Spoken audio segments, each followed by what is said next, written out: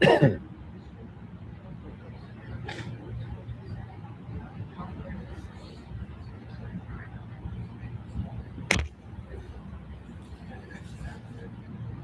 alaikum.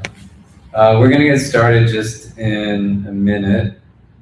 People want to take a couple of minutes. You just introduce yourselves to the people sitting around you, maybe exchange some names, how your day is going. We're pretty big on community here, but we'll start in just a couple of minutes, inshallah, and then we'll get going. If you're sitting next to people you don't like talking to, feel free to go talk to somebody else as well. Make some new friends. Or people are sitting around with no one near them, maybe you could also introduce them to each other.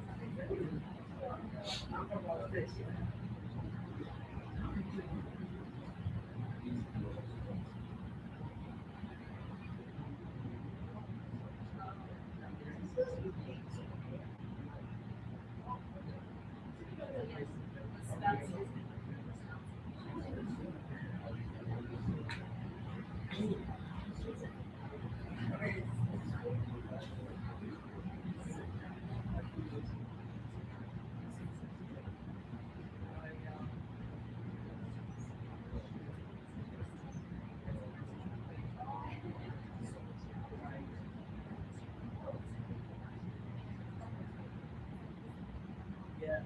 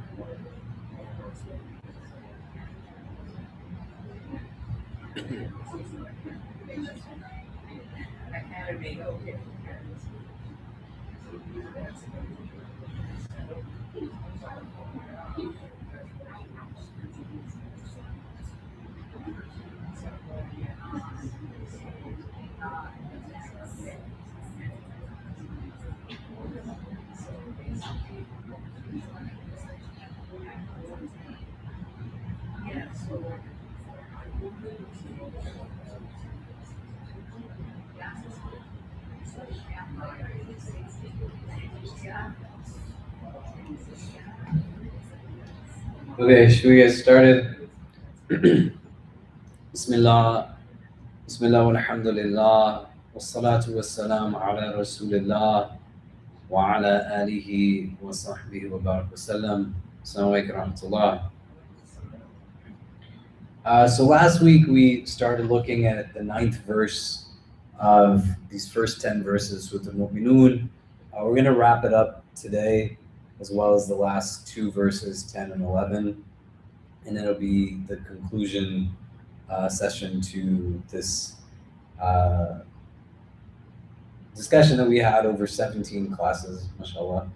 looking at these 11 verses of Surah Al-Mu'minoon, and to give people a reminder, embedded within these verses are 7 characteristics. The hadith names very particularly as the implementation of these characteristics, one who embodies them become a means for entrance into Jannah. May Allah make us all people of Jannah. And when the Prophet ﷺ's character himself is described as being a manifestation of the Quran, and then in particular these verses are what he really embodies, according to his wife, radiallahu ta'ala anha. And so we spent a lot of time on the first 6 characteristics, and here we're looking at now this last verse, وَالَّذِينَ هُمْ عَلَى صَلَوَاتِهِمْ يُحَافِظُونَ, and those who they guard their prayers, in the plural. Juxtaposed to the first characteristic, وَالَّذِينَ هُمْ فِي صَلَاتِهِمْ خَاشِعُونَ, those who have this attentive, reverent awe in their prayers, but their salah in that first verse is singular, here it's plural. And last week, just to give you a little bit of a recap, we talked about how the structure of the verse now grammatically shifts, where the initial premise, قَدْ أَفْلَحَ الْمُؤْمِنُونَ, indeed the believers have succeeded, is followed up now with numerous character traits. الَّذِينَ هُمْ فِي صَلَاتِهِمْ خَاشِعُونَ, the ones who have khushu' in their prayer. وَالَّذِينَ هُمْ عَنِ اللَّغْوِ مُعْرِضُونَ, those who avoid things that are futile.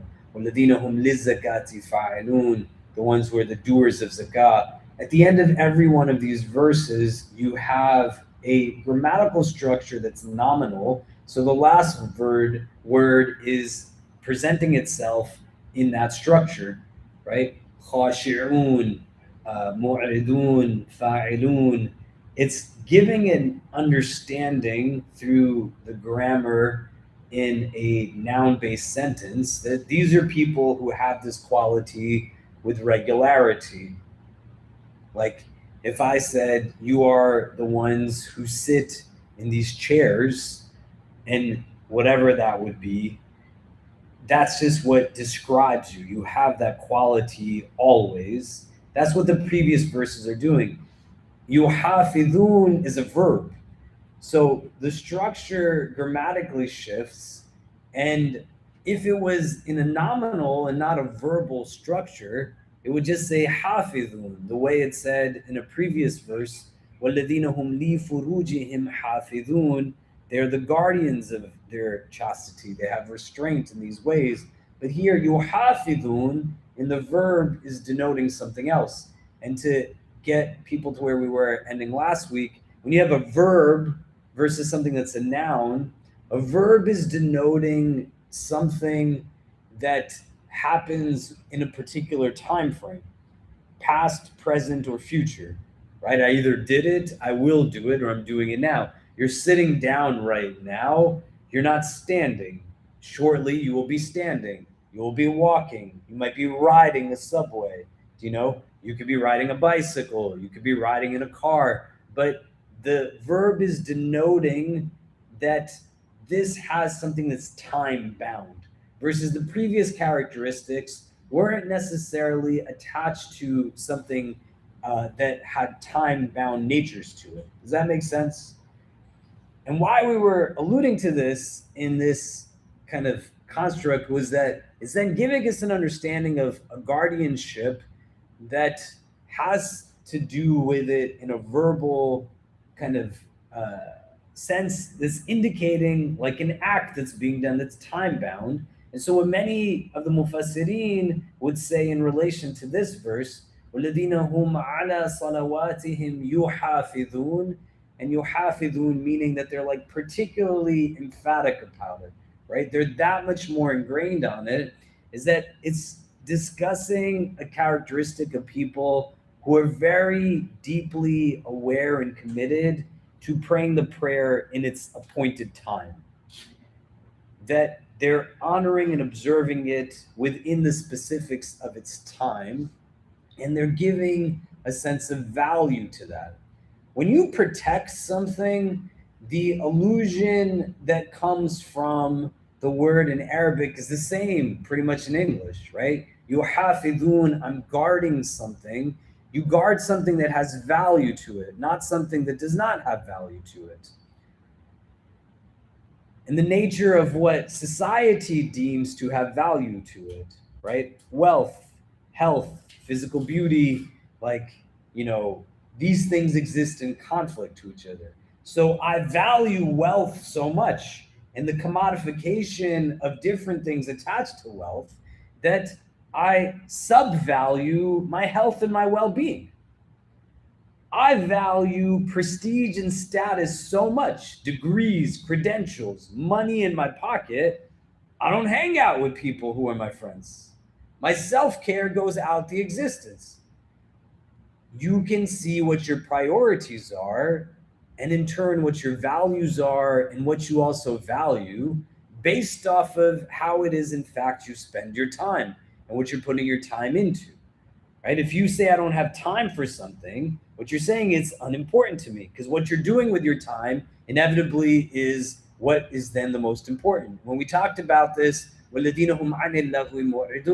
talked about the elasticity of time, right? If suddenly tomorrow your toilet broke in wherever you live, and the plumber said, I'm going to be there between 6 in the morning and 6 in the evening, you're going to figure out a way to sit at home for 12 hours. Your Wi-Fi went out, and the internet guy said, I'll be there between 8 in the morning and 8 o'clock at night. Somehow those hours will come. Where do they come? I gave the example of my father when he had a bad stroke, and I hadn't really spent so much time with my parents. And now when my father had his stroke, I walked into the hospital and I didn't leave for 2 or 3 months. Where did the time come from all of a sudden?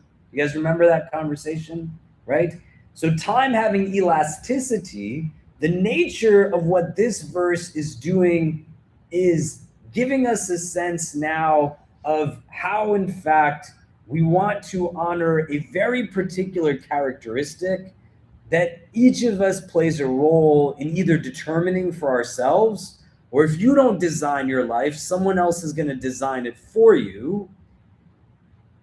And a big part of understanding it in relation to prayer is about how it is we understand its connection to the previous verse. وَالَّذِينَ هُمْ لِأَمَانَاتِهِمْ وَعَدِهِمْ رَاعُونَ.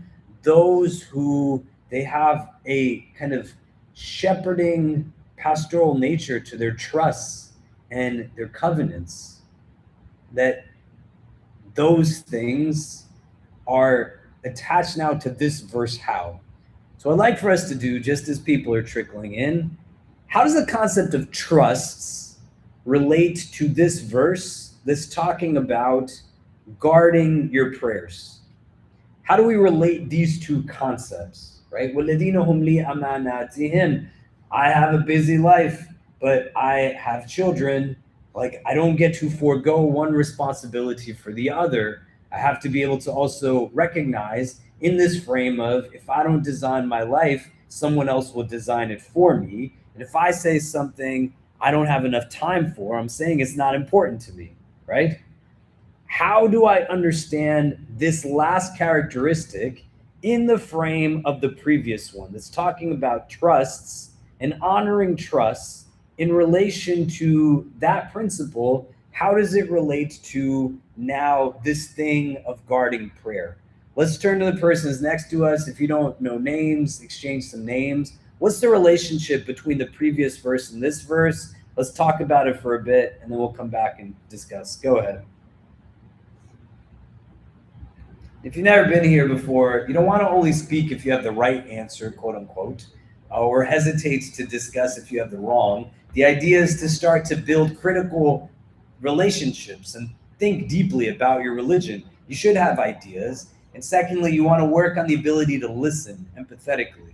So let's talk for a few minutes. What's the relationship between the two verses? The previous one, verse 8, and this verse 9. How do trust relate to guarding prayer? And then we'll come back and discuss. Go ahead.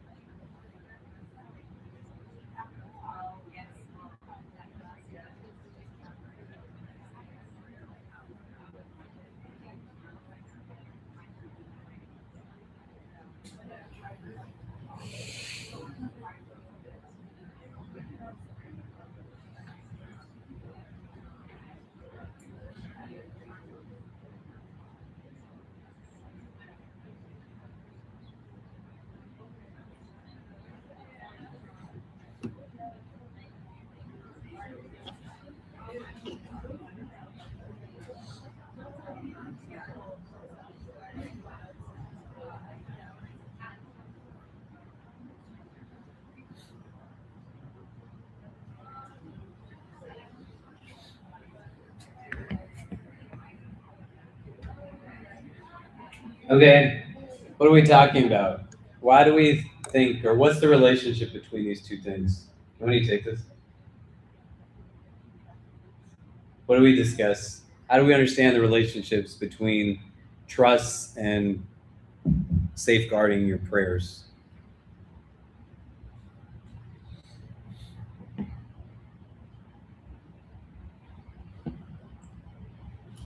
I don't know if I understand the question correctly, but how I interpret it in my mind is like when I leave the house, there are like two or three prayers coming on the way, and in my best intentions, I am like I want to do the prayers and I plan, but life gets in the way. So trust to Allah, He will help me have those prayers, and He does in the very unexpected circumstances He creates. But I do go with that intention. But That's that's what- trust like tawakkul, right? These are trusts like an amana, you know.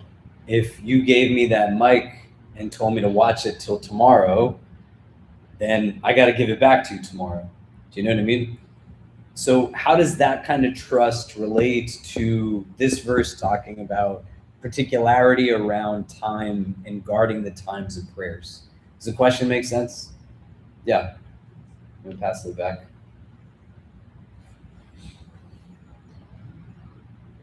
Hey, so I was just thinking about how it kind of relates to like a work schedule or school schedule. Sometimes you might have like time to pray during like your lunch break, so you have to like consider that, like make time out for that, or like maybe take a 10-minute break for us, or like little things like that. Like you have to have like a schedule for things, because I know if I don't stick to a schedule, then I'll just like miss prayers. So like it's like with anything, like you have to be consistent with it, and like you know yourself better. So like every time you're consistent with Salah, it's like building trust in yourself that you're able to do this. Okay, good. What else? Yeah, we'll pass it back over this way.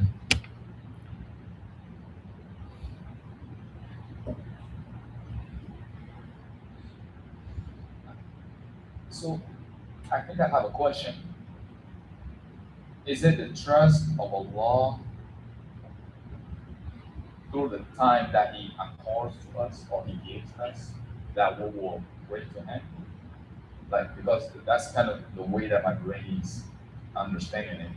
Yeah, good. Yeah, because Allah created us, gave us everything, gave us time. Now it's something that we need to guard. We need to guard our prayers and our time according to the gift of Allah. Because of you just give an example of the mic. If I give you the mic, I'm going to expect you to give it back to me tomorrow. And now I'm trusting you, as the person that gave you the mic. So it's kind of, Yeah, does that make sense? great. We said last week that a trust is something you receive, but a covenant is something you enter into, right? So here, enveloping the conversation at a broader level in the kind of relationship between these things, trust, time, prayer, and not to get to a place that's too abstract or theoretical, but starting to think about it at a very real level, that all of us are just given time. We're not all given the same amount of time. We're all given different amounts of time, right? I had 2 family members pass away in the last couple of weeks. Every single day, we have someone in this community, because of the sheer size of it, who either loses a loved one or passes away. In and of itself, the allocation of time is not necessarily what society wants you to think about. And when you live in a society that is at odds with mortality, doesn't want to talk about aging or talk about death, just as objective fact, and it gets to a place where everything is really just rooted in the immediacy of things and not looked at with an air of foresight or an air of vision. How will this really impact things consequently? You think about Islam as a religion, it's not just do's and don'ts and rights and wrongs, even though that's what most of us get brought up with. But the religion does have practice. It gives you something to do. That's Islam. It has theology, belief. That's Iman. So it gives you something to believe in. It has character, spirituality, ihsan. It gives you something to embody. And it has a foundational theology and an afterlife. It's giving you something to get ready for. So the continuity of the verse and the thread that connects it, not exhaustively, but one of the ways we can understand it, is that time in and of itself is a trust. It's an amana. You weren't given your time to just waste on doing lahu, but also beyond the broadness of it, one of the ways that you can experience time in a trustful mode is by understanding that the particular appointed times of prayer enable the experience of the rest of time, if you pray correctly, to then be experienced in a way that the Quran wants humans that it's seeking to produce to experience time. You understand? And if you reduce this verse just to the ritual practice not attached to what it's seeking to bring you to, and you don't want to think about it at a level that is just unnecessarily deep, it's just what it is. Right now, each of us is experiencing time. And you literally can't go back to the second we just lived a second ago. You can only deal with what's in front of you as well as what is forthcoming. Regret is a real heavy thing. May Allah make it easy for all of us. Most of us shouldn't be afraid of failure. Most of us should be in a place where we're more afraid of unhealthy guilt attached to regret at a later stage of life. So as much as we have a lot of death and a lot of birth and a lot of everything, when you're dealing with tens of thousands of people, I sit with a lot of people towards the end of their life. And a good number of them are in a place of retrospect saying, why did I live my life in the way that I lived it? Allah is giving us instruction as a characteristic that says, if you think you're serious about the spending of your time, but you're not anchoring it around 5 daily prayers, you're not experiencing time the way it's supposed to be, nor are you honoring time as a trust in the way that trust is supposed to be honored.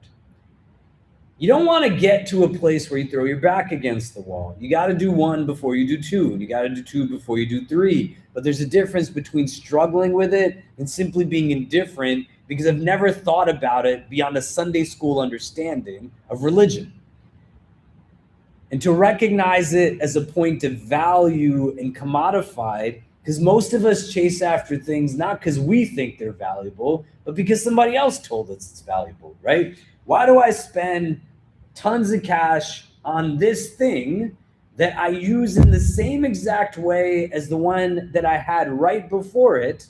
Don't really know how to engage any of its features beyond other than what I was accustomed to anyway. But my sense of self is attached to not me owning things, but the things I possess possessing me. The logos, the brands, they create my identity. And if I don't look a certain way, dress a certain way, behave a certain way, I don't fit into anti-Black society the way that whiteness wants me as a minority to fit in.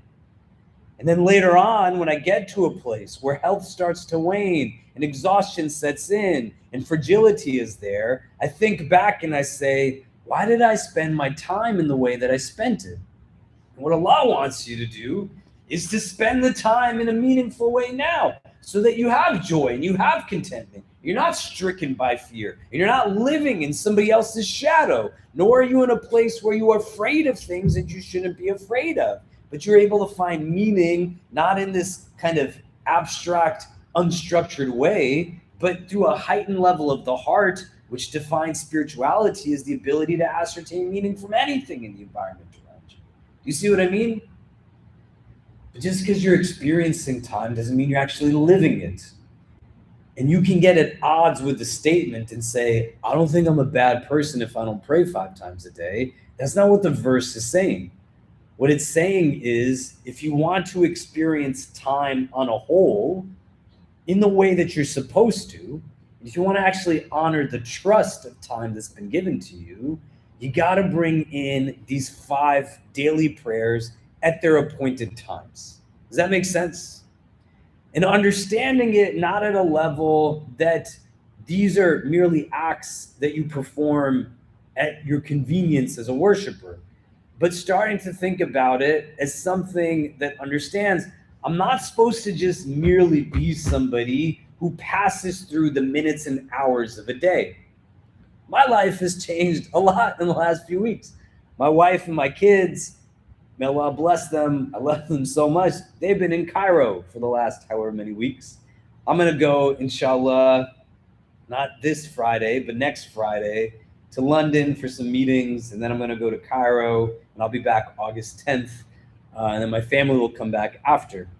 And my routine has substantially changed in the absence of both of my children, my wife, and me trying to just figure out in like silence in my house, how do I inhabit time? And what do I do with time? And in the midst of that, trying to figure out how to do things that I'm not accustomed to, right? My wife wants me to take care of her plants. I've never done that in my life. I have to figure out how to build it into routine. I caught a cold a couple of days ago, which is not a problem. But now, in the absence of other responsibility, being able to then say, what excuse do I have other than going to bed early, right? But recognizing the adaptability of it, rooted in the principle, if I don't design my life, someone else is going to design it for me. And if I'm consciously choosing to design my life, why would I, as a Muslim, not seek to design it in a structure that the one who made me has said to me, do it this way for your benefit, not his? And those appointed times are not just so that I have check boxes, but to be able to orient myself in an entire 24-hour period experientially, so that I'm able to take from it as much as I can in the remembrance of the divine, in a prism of wakefulness and consciousness. Does that make sense? I want you to think about how many days of your lives that you've spent doing absolutely nothing. And this is not to be self-deprecating, but when we stand in front of our Creator, books are presented of our life lived.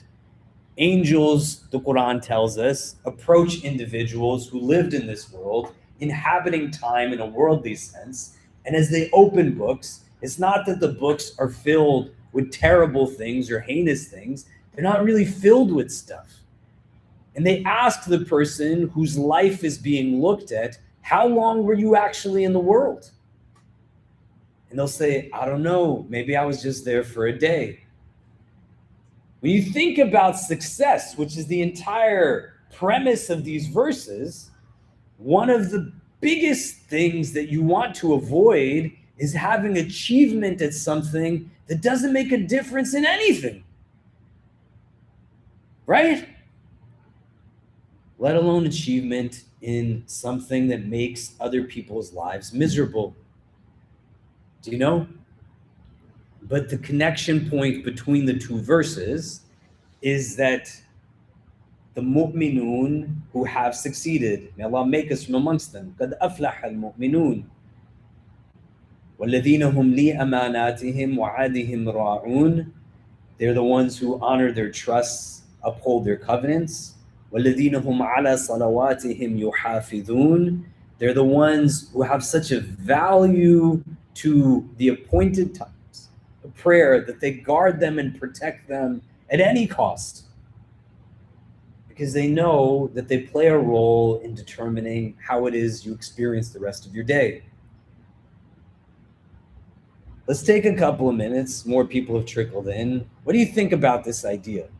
Time as a trust, and that the appointed times of prayer are both an indicator that I am actually honoring the trust of time, but also enable me to then see and experience the rest of time through the mode of a trust. Do you see the difference between the two things? Like, me praying at those times is a way to honor time as a trust, but also the performance of the prayer creates perspective. It's a spiritual exercise that will allow for me to experience the rest of time in a different way. If I woke up this morning and drank 6 cans of soda, it's pretty gross. But then if for the next year of my life I did that every single day, wouldn't that impact how I experience my day? And then if I didn't do that, but I drank enough water every day, wouldn't that impact how I experience the rest of my day? If you just think about salah as a do that you get done, as opposed to a spiritual exercise. What does spiritual exercise do? Yarhamakullah. It enables you to ascertain meaning from the environment around you. So the appointed time, yuhafidhun, the verb is indicating a time-bound action in relation to prayer, is about honoring the trust of time through an indication that if anything of your time is important, it's going to be that Allah said, honor these 5 times in a day. If you really understood the one who gave it to you in the first place, you do what he's telling you to do minimally. And then secondly, by doing it, it influences how you inhabit time on a whole. Does that make sense? Let's just talk about it for 2 minutes so it solidifies this relationship between trust, time, and prayer. Let's turn the persons next to us. If we don't know names, exchange names. If people just trickled in, just get them up to speed on where we were at. So find somebody who was here before you. Let's talk about it for a couple of minutes and then we'll continue. Go ahead.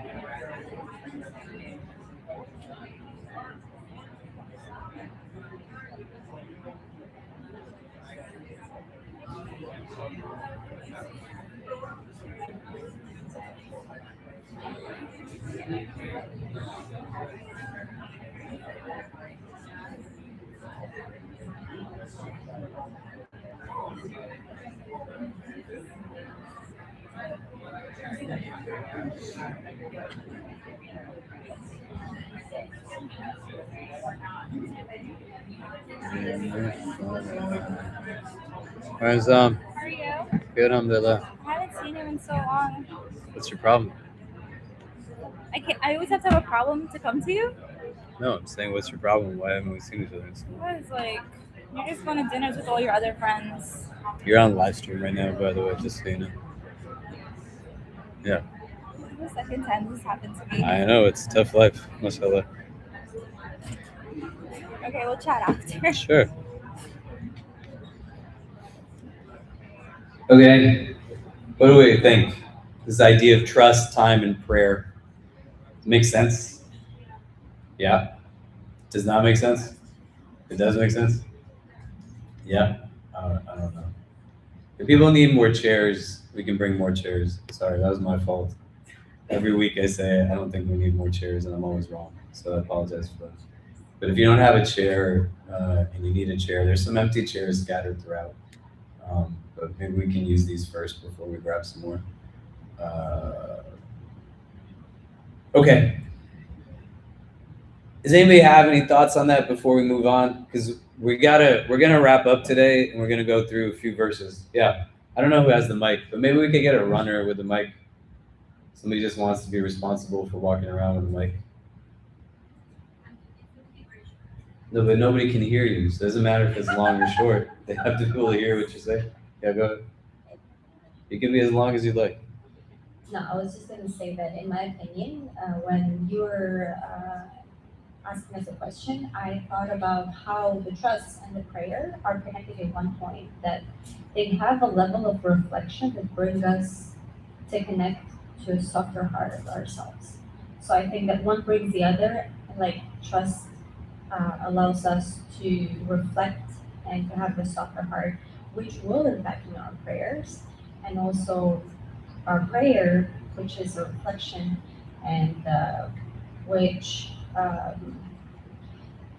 again it connects us to a level of our heart that is softer, will impact the way how we are guided and to respect and please trusts that we have. Good, mashallah. Any other thoughts? Yeah, go ahead. Assalamu alaikum. Ramzan. I started thinking about it from like the perspective of our lives. We start praying and we're like, starts counting against us. Like let's say we live like 80 years. You could do the math on how many prayers we would actually get to pray in this lifetime. And if you think about it, like maybe 80 years, that's 365 days, 5 prayers. I did the math, it's like 150,000 prayers. And if you put that in context with like what the reward is, it makes you think like, it makes you flip it. We always think we have more time for prayer. We always think we can push it off. Instead, if we think about it in terms of like it's running out, I think that is a way of viewing it as a trust. We've been given these number of prayers, and they will help us get to Jannah, and we need to give it the importance that we should. That's kind of the way I help. Yeah, and they help you how? Because they help you remember God. How many meetings do you go into a day that doesn't start in the name of Allah? How many places do you go into a day that they're not mentioning Allah's name before they start to cook? It's not a good or a bad, just an objective fact and reality. A modern day secularity is not just also rooted in godlessness, but it has by extension a notion that says all that there is what's in front of us right now. And it creates a very myopic perspective that doesn't, again, extend into foresight. My choices have consequences. Little things we might undermine, but they end up being really big.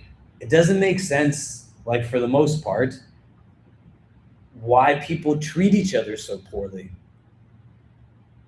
You know why you got to pray 5 times a day? Because you're not thinking about God when you're gossiping. You're not thinking about God when you're being racist. You're not thinking about God when somebody asks you to do something and you roll your eyes at them, or you make a backhanded comment that they hear you and other people hear you. The angels on your shoulders hear. The land that you're standing on is testifying. Your very limbs testify. In that moment, what's getting thrown out the window? Remembrance. And if you get to a place where you start to have a disciplined routine that enables there to be a sense that I inhabit this day primarily as an abd of Allah, I then start to bear influence on my behavior through the prism of divine presence in my life. How can you, in the name of Allah, be a father who slaps his kid? How? How can you, in the name of Allah, turn your face when there is a child in hunger in front of you? How can you, in the name of Allah, walk into a room filled with people and you only greet people that you know? The hadith says the best of you are those who greet those you know and those that you don't know. The remembrance of Allah as a source of empowerment and courage enables me to deal with inhibitions and fears. It's not always because I'm arrogant. Sometimes it's because I'm arrogant. May Allah forgive me for it. But sometimes it's because I'm scared of stuff that doesn't make sense to be scared of. How you inhabit time and how you inculcate remembrance through these actions.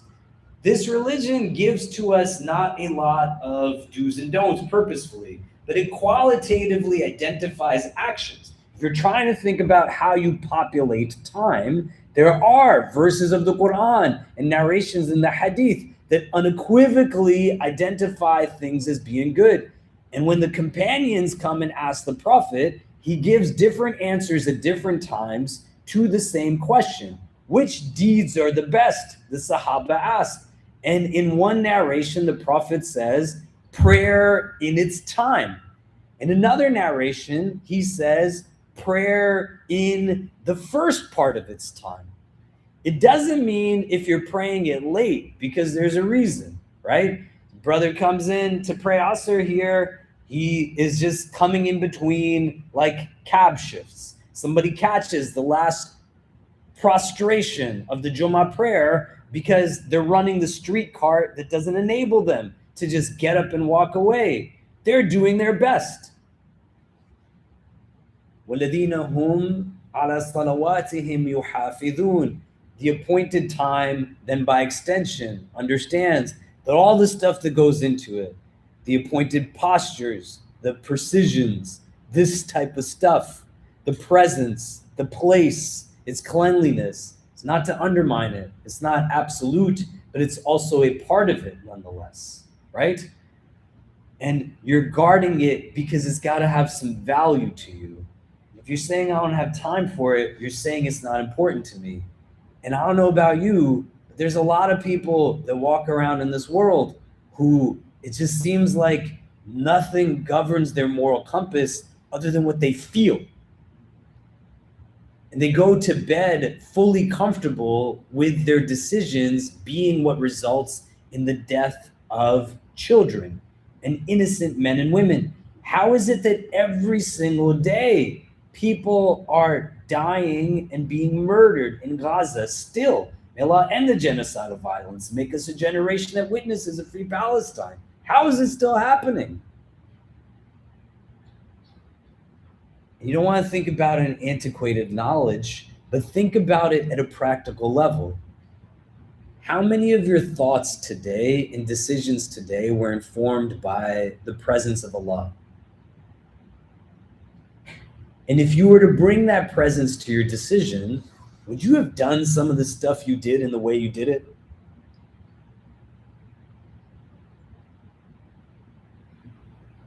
And so infused within this as a trust, and the deeds the Prophet is saying very, very clearly. What's the best action? Prayer in its time. What's the best action? Prayer in the beginning of its time. This is why some people are really particular. Dhuhr came in at 12:08. We got to pray right at 12:08.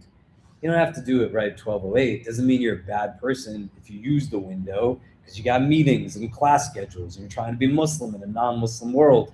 But you can't settle for the reality that says, Rahmakullah, I'm just going to pray them all when I get home. I'm just not going to pray them. You're not then using time as a trust, honoring it, nor will you allow for yourself to experience it and the characteristic of consciousness of the divine that permeates through as many minutes and hours of the day. That enables me to then see the world through a prism of beauty and experience it with the potential of it is here, but it's proportional to something that is much bigger than this. May Allah make us people of Jannah. And it starts with really just bringing yourself with some sense of recognition that these are things that exist. Let's look at this verse in Surah An-Nisa. I'm going to put it in the WhatsApp group. It's 103rd verse. So chapter 4, 103. Can somebody read the Arabic and or the English of this?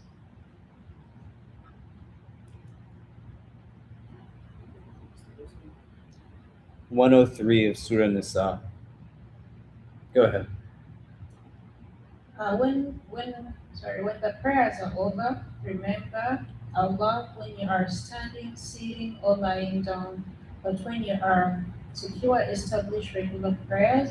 Indeed, performing prayers is a duty of the believers at the appointed times. Great. Somebody want to read the Arabic? You want to? Can you pass it down that way?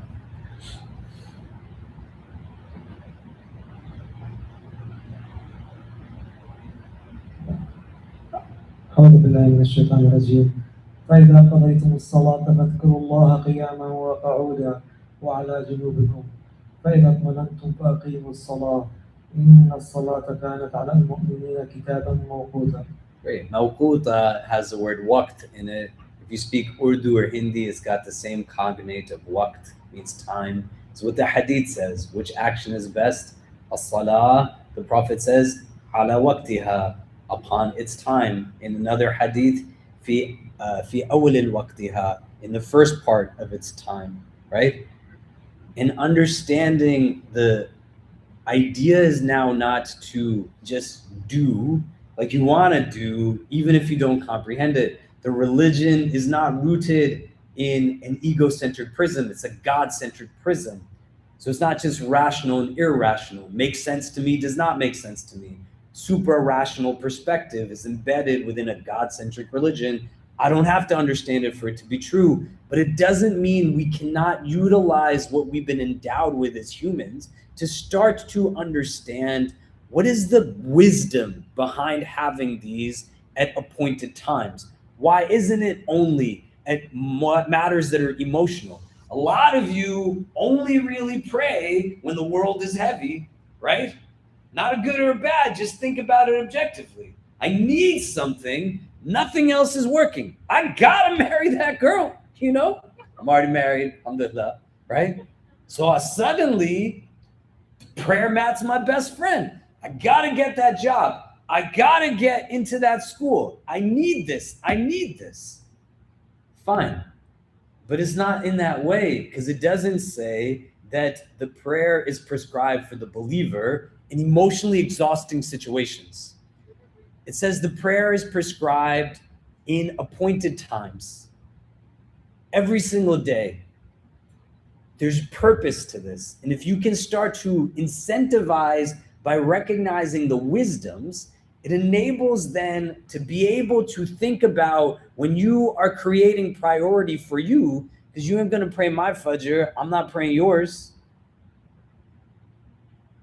But do you know why you're not praying your fajr?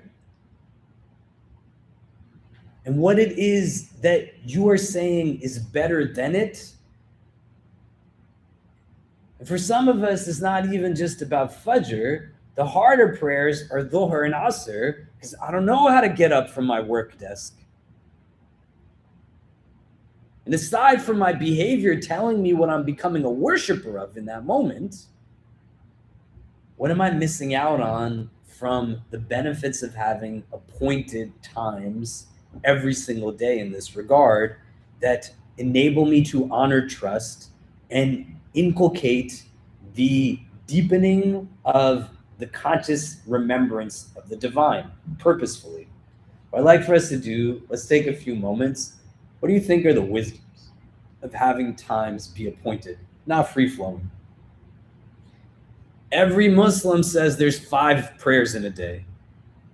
There are different opinions on the start and end time of those prayers, but nobody says that there are more or less than 5 obligatory prayers.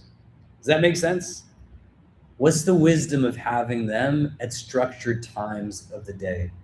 Let's talk about it with the persons next to us. Why do we think there are appointed times, and what are the benefits and wisdoms of having them be appointed? Let's discuss for a bit, and then we'll come back and talk about it. Go ahead.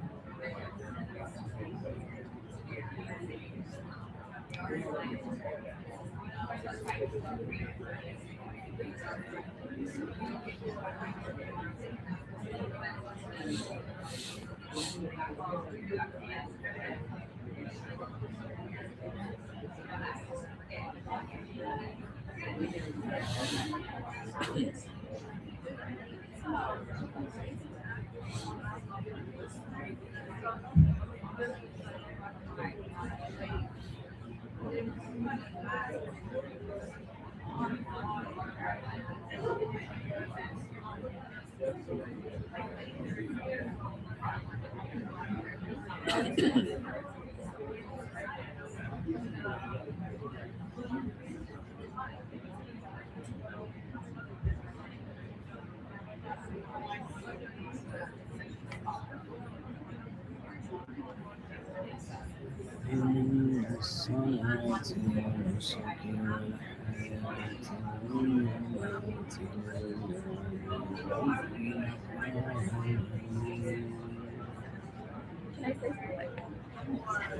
I know. The live stream I is know. on. Is that okay? I know. So there are a lot of people, following, and they are really sad. I've been watching online.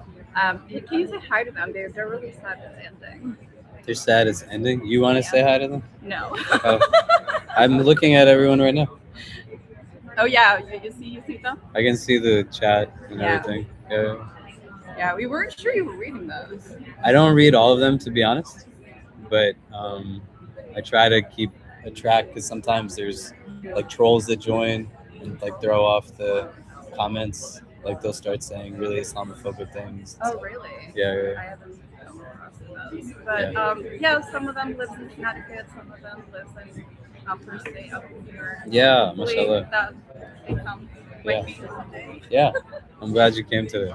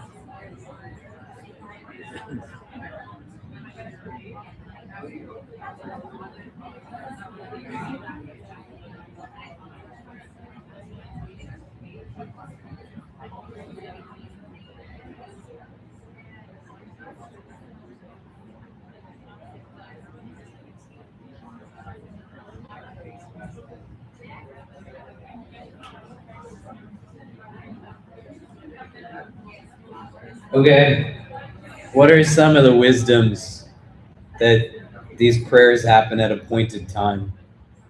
And the idea isn't for us to create like a exhaustive list, but to just get to a place where we start to understand, like there's nothing without meaning in Allah's plan. Do you know? Why? Why is it at appointed times? What do we talk about? Yeah. Who has the mic? Oh, yes. Go ahead. You want to say something? Yeah, I think some of the reason I thought about is one you already talked about, right? Like if we don't design our life, someone else will design it for us. So maybe it's like from the mercy of Allah subhanahu wa ta'ala is helping us design our life by kind of appointing the prayer at certain times. That's one idea I was thinking. The second one is, if you think about the five daily prayers, there is the Fajr, when you first wake up, and there is like night prayer. So you want to start your day with the mention of Allah and then end it with the mention of Allah. And also in between, like no matter what happened during the day, it's like, you're working and you're having this big project or whatever work. It's always it's good to remember, like Allah is reminding us, come and bow down for me, because no matter how heavy that project you're dealing with or situation, it's just, we all belong to Allah subhanahu wa ta'ala. So this constant connection with Allah throughout the day, like the Dhuhr can be argued is like the highest, when the sun is the highest in the sky, and evening when the sun begins to sunset. But yeah, those come ideas I thought about. Good. So let's take those 2 points and deepen them. Don't forget what you talked about, because we want to go through a lot more of these. One of the elements of designing one's life is what we started the discussion with. And if you complement that with this idea that the Quran is trying to produce a certain type of human being, may Allah make us that type of person. Why does Allah want us to design our routine or our day around something that brings us to remember Him?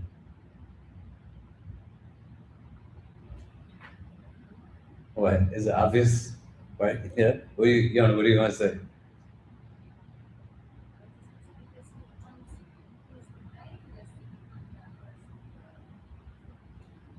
He's guiding us so that we can understand what hurts the person that He wants us to become. And how is He doing that? Through prayer. What does prayer do? It makes us remember Him on different times of the day, because it is, let's think of praying all 5 prayers at Isha's time, for example. It's not the same as remembering Allah 5 times a day and just disconnecting from whatever distraction it is during the day and just connecting at night. That would, instead of like remembering Him and just also ourselves disconnecting from whatever is going on and understanding that we can be stressed about a task or about a meeting or about something that is not going however we want it, but then when we hear the adhan that is calling us and we're like, oh, okay, let's just let that cool off for a little bit and then just focus on something else. And at least when that has happened to me, I have come back and I have understood to see the bigger picture a little bit better and solve whatever I was stressed or thinking a lot about before. Good. When I'm praying, that is one of the key aspects of my relationship to God, right? Salah in and of itself etymologically, right? We talked about ilm al-ishtiqaq in this class a lot. It's rooted in connection and link. You know, we have relationships to ourselves, to others, to the creator, have a relationship to this space. Am I doing right by my relationship to this space if I come and I graffiti my name all over the walls? No, like I'm not, you know? If I come in and I keep it clean and I take care of it, am I doing right? But what's the purpose of the relationship to this space back to me? Because there's two people that create a dynamic, right? You and I relate to each other in some way. Some of us spend more time together. Some of us don't spend any time. Some of you don't want to spend any time with me, right? That's fine, right? I would love to spend as much time with as much of you as I can, you know? But in understanding that the relationship in and of itself is characterized by certain ways we treat it, but there's also a yield through a relationship. Do you know? If you have a bad relationship, you know what it's like to have a toxic relationship. Do you get what I mean? You have a good relationship, you know what that feels like to be around people that uplift you. The point of having a relationship with Allah and how it relates to what's being said before is that your relationship with Allah is ideally one that is supposed to then create an order, a sense of discipline, and be a mechanism of illuminating every dimension of your existence.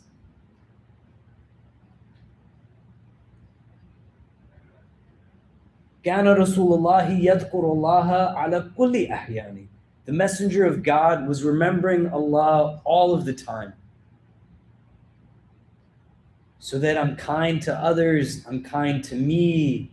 I'm in a place where compassion is not exhausting, but it is what gives me energy and strength, because my relationship with Allah permeates now my relationship with everything else. And then the rest of my routine is designed through that primary relationship.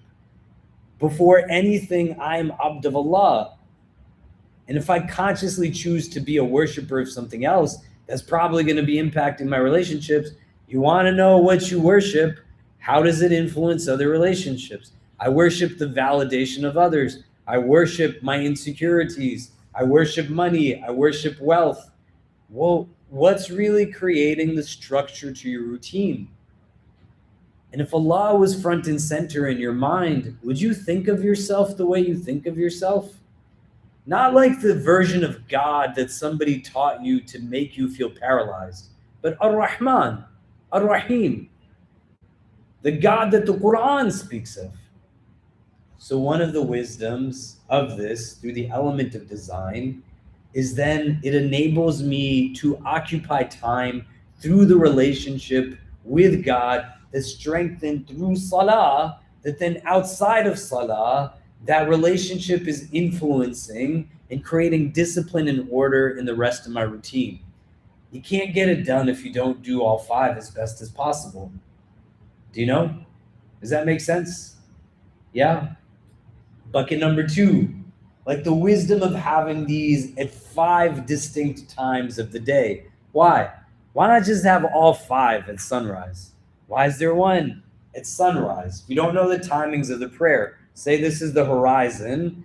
A lot of our religion has very elemental relationships to it. We make wudu with water. We tell the time of prayer from a cyclical pattern of the sun. It is not a religion that tells you to be stuck in your phone or your device. You know, last week I saw the statistics of my phone usage and I was really like not happy with it. I told my wife, I used my phone last week for 5 hours and 45 minutes. And she said, did you do that in a day or a week? I said, I did it in a week. And she was like, are you sure? And I was like, yeah. I was like, why am I scrolling on Instagram so much? And she's like, most people scroll on Instagram for 5 hours a day. I was like, what do they do for 5 hours a day on Instagram? Like, how do you do that for 5 hours a day? Like, and that's not to knock anybody, but I was sitting looking at my phone. I was like, man, I spent like this much time in a day, like looking at old snippets of Batman cartoons and like various like basketball games from the 90s. Like fine, the algorithm is attuned to me, and I'm like, oh, like at least my wife doesn't have to worry that I'm looking at weird stuff on my phone, because what is it showing me? Do you know? But an understanding the appointment of it at these designated times. Why do we think that they are in specifics at the times?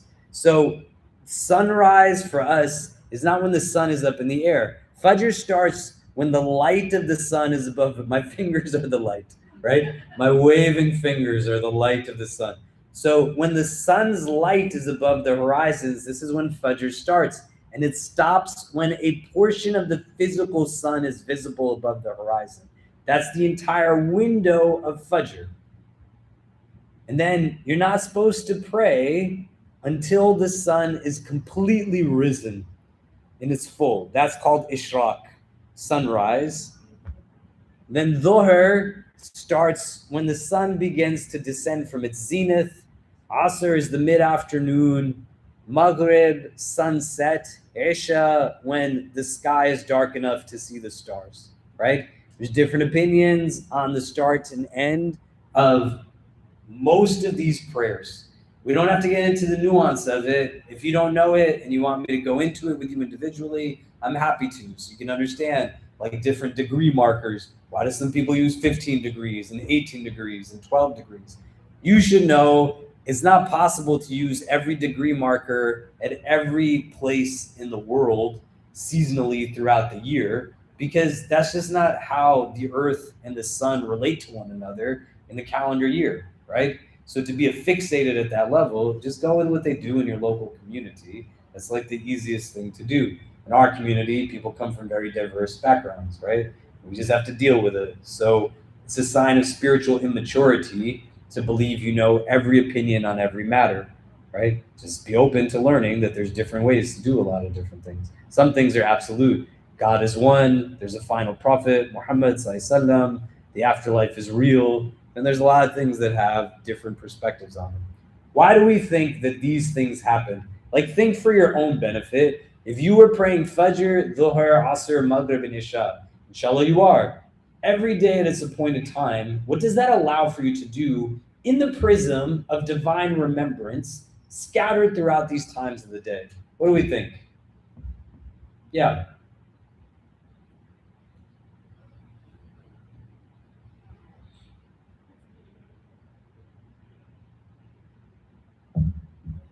Assalamu alaikum.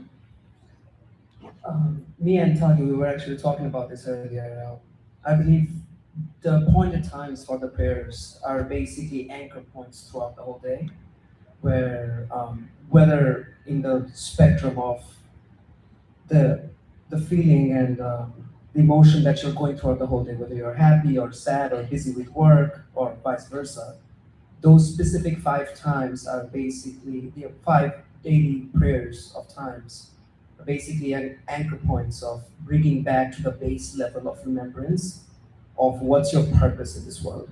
So during Fajr, you have the first remembrance, and then in the midday, whatever you're going through, that's another remembrance, followed by Asr and Maghrib and Isha.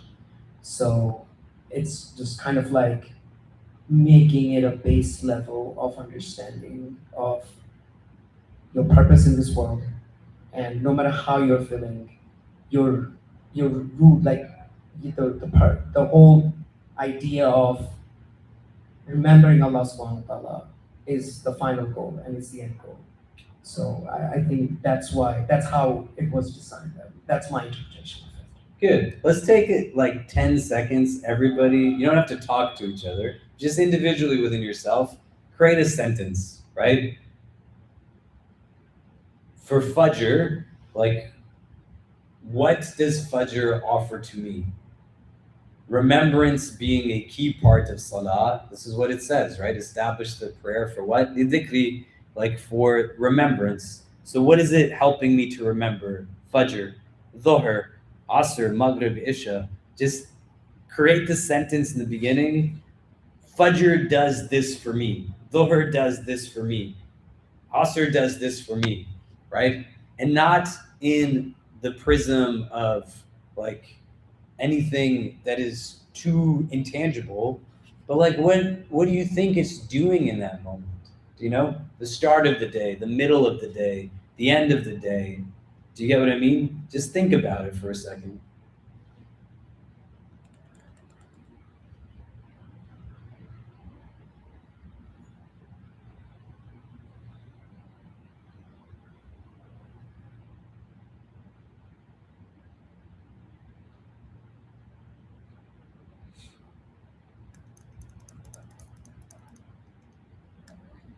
Okay.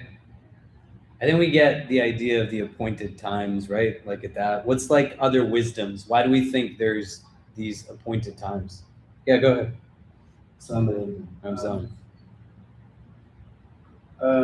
I actually came across like praying Fajr used to not be consistent, and it got to a point where I found that Allah has a real sense of humor, right? One of the reasons why I get up for Fajr now, I don't even get up for Fajr, I stay awake for Fajr. I prefer prayer more than sleep.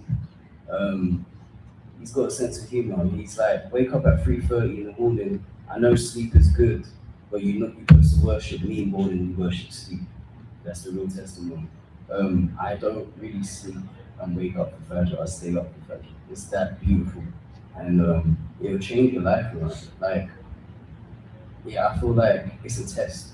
It's always a test, and Allah has a real sense of humor. That's all I can really say. But like Fajr, like it's a life changer. Like I don't wake up for Fajr. I stay up for Fajr. And if you got everyone's got jobs and stuff. I work on Wall Street. I've got to wake up early, be on the office early, everything. But I still stay up for Fajr because there's something that calls me to it all the time. I don't even need to check my watch. I'm just on point. I just know when it's gonna happen. I feel like he wants you to worship him more than anything else. You shouldn't be attached to anything else other than Allah. That's my personal. Exactly. Okay. What are other wisdoms of having appointed times for prayer? So beyond like why we have Fajr, Dhuhr, Asr, like what's the other things we can gain from it? Yeah, go ahead. Assalamu alaikum. In Surah Al-Baqarah, Allah subhanahu wa ta'ala said that surely we will test you. So if we keep that wisdom in our mind that there will inevitably be tests in our life, meaning that our lives are made of our days and then hours and then minutes and everything. And Allah says that when you remember Him, He will remember you. The only way for us to actually go through those challenges with patience, understanding, acceptance that Allah is going to help us. Maybe the help is not going to come today, maybe not in a year, but it's going to come, might be grounding ourselves in Salah and knowing that it is 5 different prayers.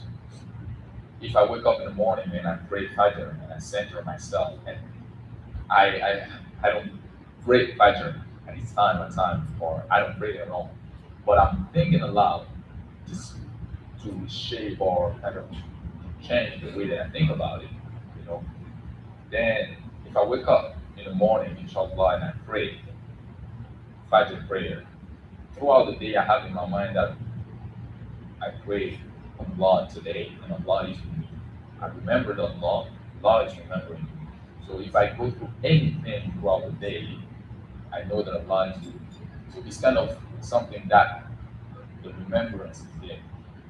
And then just like a light bulb that will go off if there's not too much electricity, you pray again and you kind of turn that part up.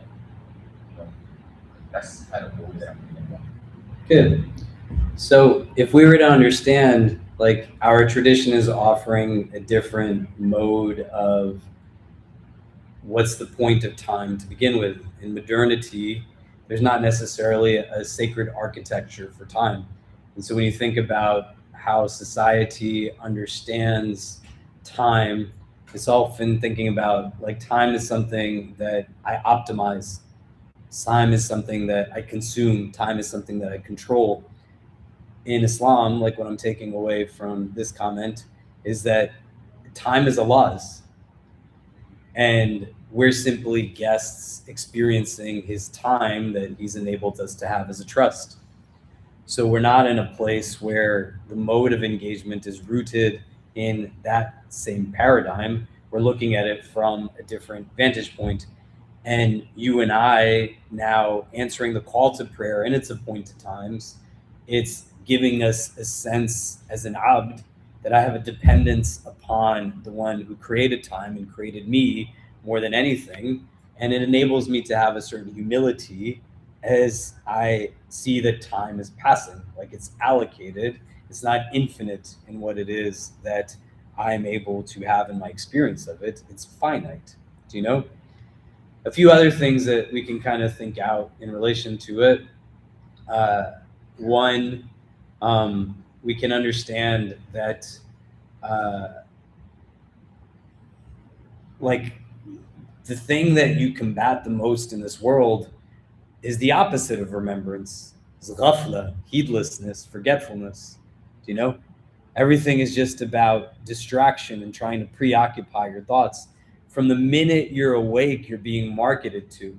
You know what I mean? I say it because I love each of you, right? Do you look at your phone first thing in the morning? Do you look at your phone last thing at night? Do you look at your phone when you wake up in the middle of the night? Are you sitting with your phone in the bathroom? Are you sitting with your phone on a train? Are you in a place where you have things in your ear that are attached to your phone? Your sensory perception in its entirety has been now intertwined with a device. The reason as to why people sell it to you isn't because they're trying to help you. When things can get commodified through monetization, they just want to be able to bombard you with ads all the time and distract you. Buy this, purchase this. Here's why you're not beautiful enough. Here's why you're not this enough. Here's why you're that not enough. Consumer-driven society. Most of us are not the ones that people that look like us are gracing billboards. It's made to make us dissatisfied with what we have and always chasing after novelty. When you're in a place where it's so easy to get absorbed by concerns of the world, work, ambition, pleasure, anxiety. It's not just work, nor is it just things attached to work, but the world is teaching you by default how to constantly be overwhelmed and how to always be in a state of anxiety. Depression rates and anxiety rates are much higher today than they were a year ago, and in the last 10 years comparatively are exponentially higher than what they were. And the technology that we inherit is deeply rooted in this.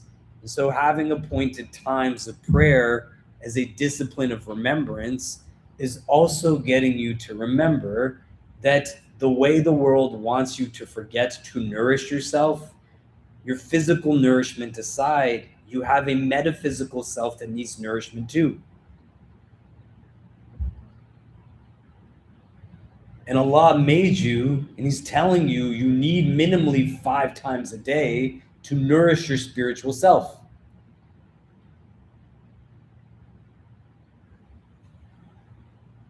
And if you think about it in any other way, in comparison to what? How much money do you want at the expense of contentment of your heart? How much? How much time do you want to spend in the pursuit of whatever it is that makes it hard for you to get up for Dhuhr or Asr? Why do you fear people so much? And they know how to manipulate it through the same marketing tools. If you were here for Jummah on Friday, this is what I was trying to talk about, right? In the verse in Surah Al-Ma'idah where Allah says, fear me, don't fear people, and don't sell the ayat for a paltry sum. It's not creating a hierarchy that the divine wants you to be scared of him, but is telling you to stop being scared of stupid things. And people can manipulate fear as a psychological tool that creates paralysis within us that doesn't then have us live to the best of our potential and have contentment. This is what whiteness does. And at the expense of every aspect of wellness, you give all of the best years of your life and your energy and strength in pursuit of what? Gaining validation from the systems that were built to make you loathe yourself. Why do you waste your time drinking something that makes you lose consciousness, or smoking something that makes you lose consciousness? A lot of people turn to haram in the absence of community support, but all it's doing is creating also an abandonment of reality that's going to slap you in the face. Numbing pain is not the same as healing from pain. Do you know? Putting a Band-Aid on something that needs more depth to heal it as a wound, it's not going to work. It's going to just keep smacking you in the face again and again and again. And so the appointed nature of this 5 times a day is a discipline of remembrance that helps us to understand the soul requires regular nourishment just as much as the body requires sustenance. What are you doing for your heart on a regular basis? And the salah and its obligatory rak'ahs are just the bare minimum. You get to a place where if you don't love your heart, man, why is anybody else going to care about your heart? And what do you do that demonstrates that your heart is important to you? In a God-centric religion, the creator of your heart is saying, these 5 times a day, stick to them. They're the best thing for your heart. Yeah, sure.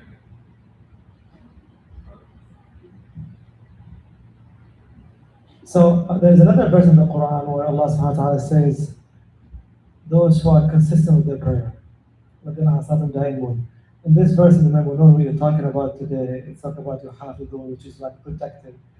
So is it fair to say that we should focus first on like being consistent with our prayers as a first step, and then almost like, I don't want to say upgrade, it's just more that once you're more consistent, then you start more protected in your prayer? The first thing I would suggest you are consistent with and focus on is your wudu.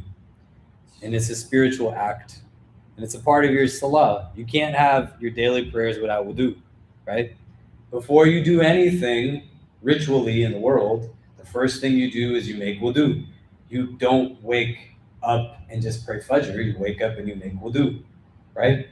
So part of the specifics of this, and we were going to wrap up with this, wudu, bucket number 1, get your wudu down and make it a spiritual exercise, not just mindless, right? Don't talk to people while you're making wudu. Don't watch TV or listen to something. Focus. Let yourself really ensure the particulars of it. Make sure like the actual limb is being washed fully.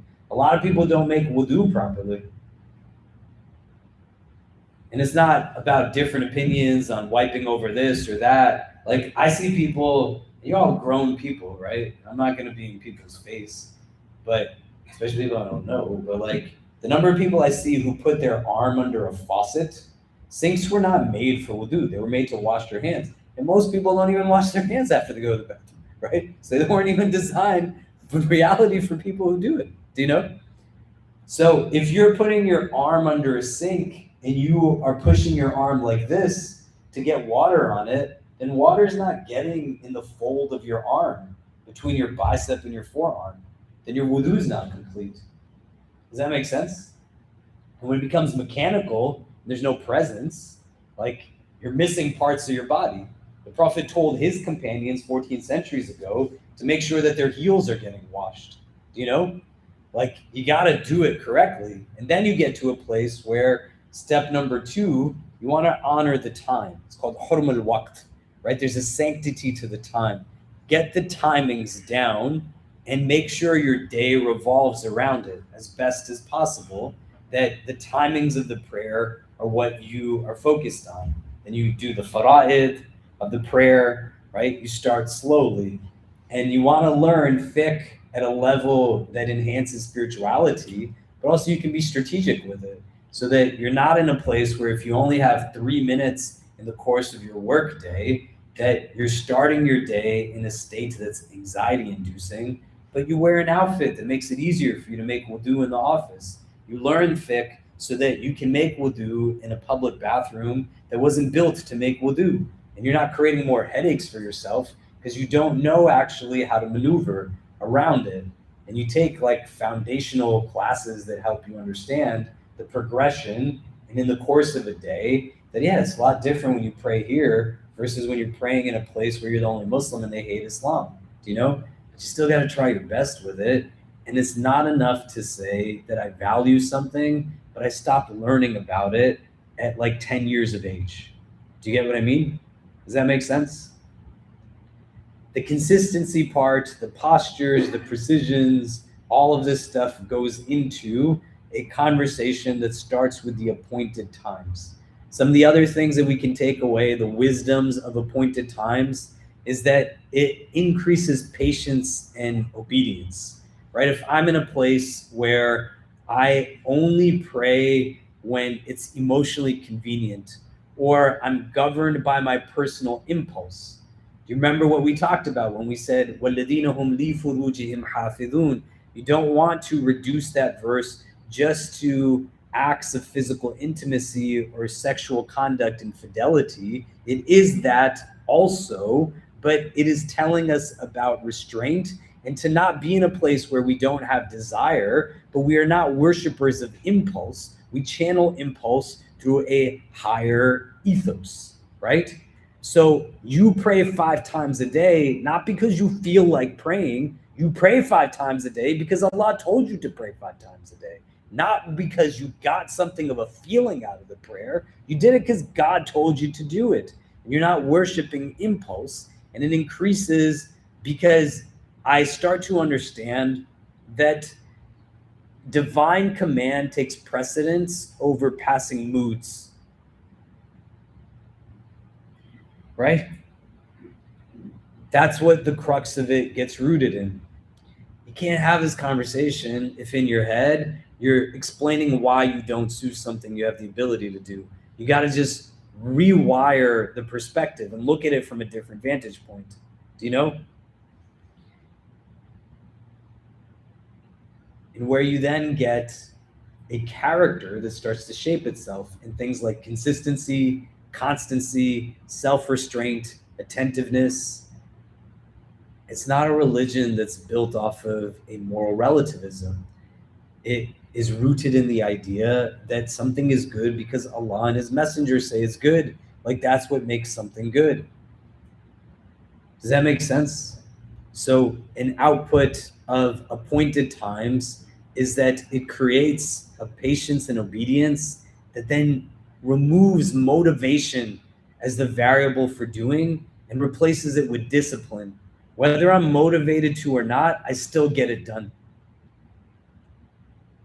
How many times do you not do things because you just don't feel like doing it? How many times?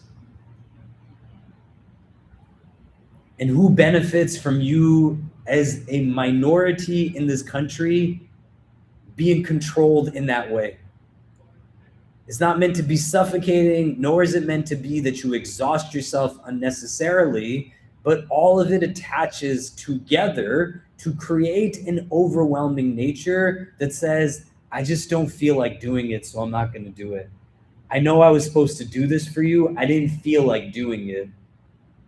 The output of the increase of being able to build through exercise that says, just get it done, then permeates into these other places in life.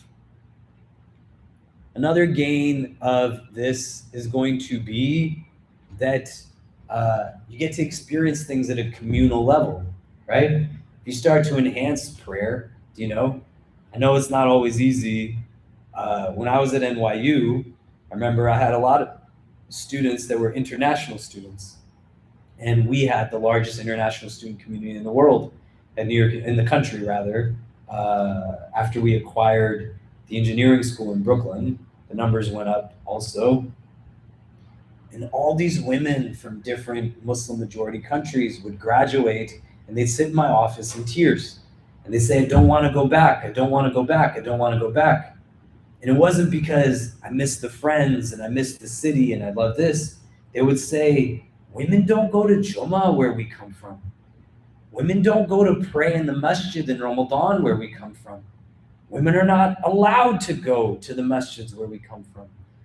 There's a lot of masjids that are like that in the United States also. Ours does not aspire to be a space like that. I'm not saying it in comparison as to why someone would or would not do something, but you gotta build a relationship with the spaces.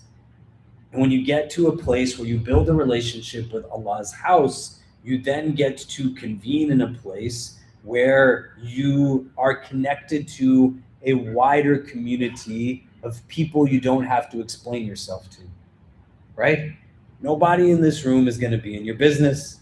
It's not that type of community. There might be the anomaly of somebody who doesn't know what to do other than monitor your level of practice.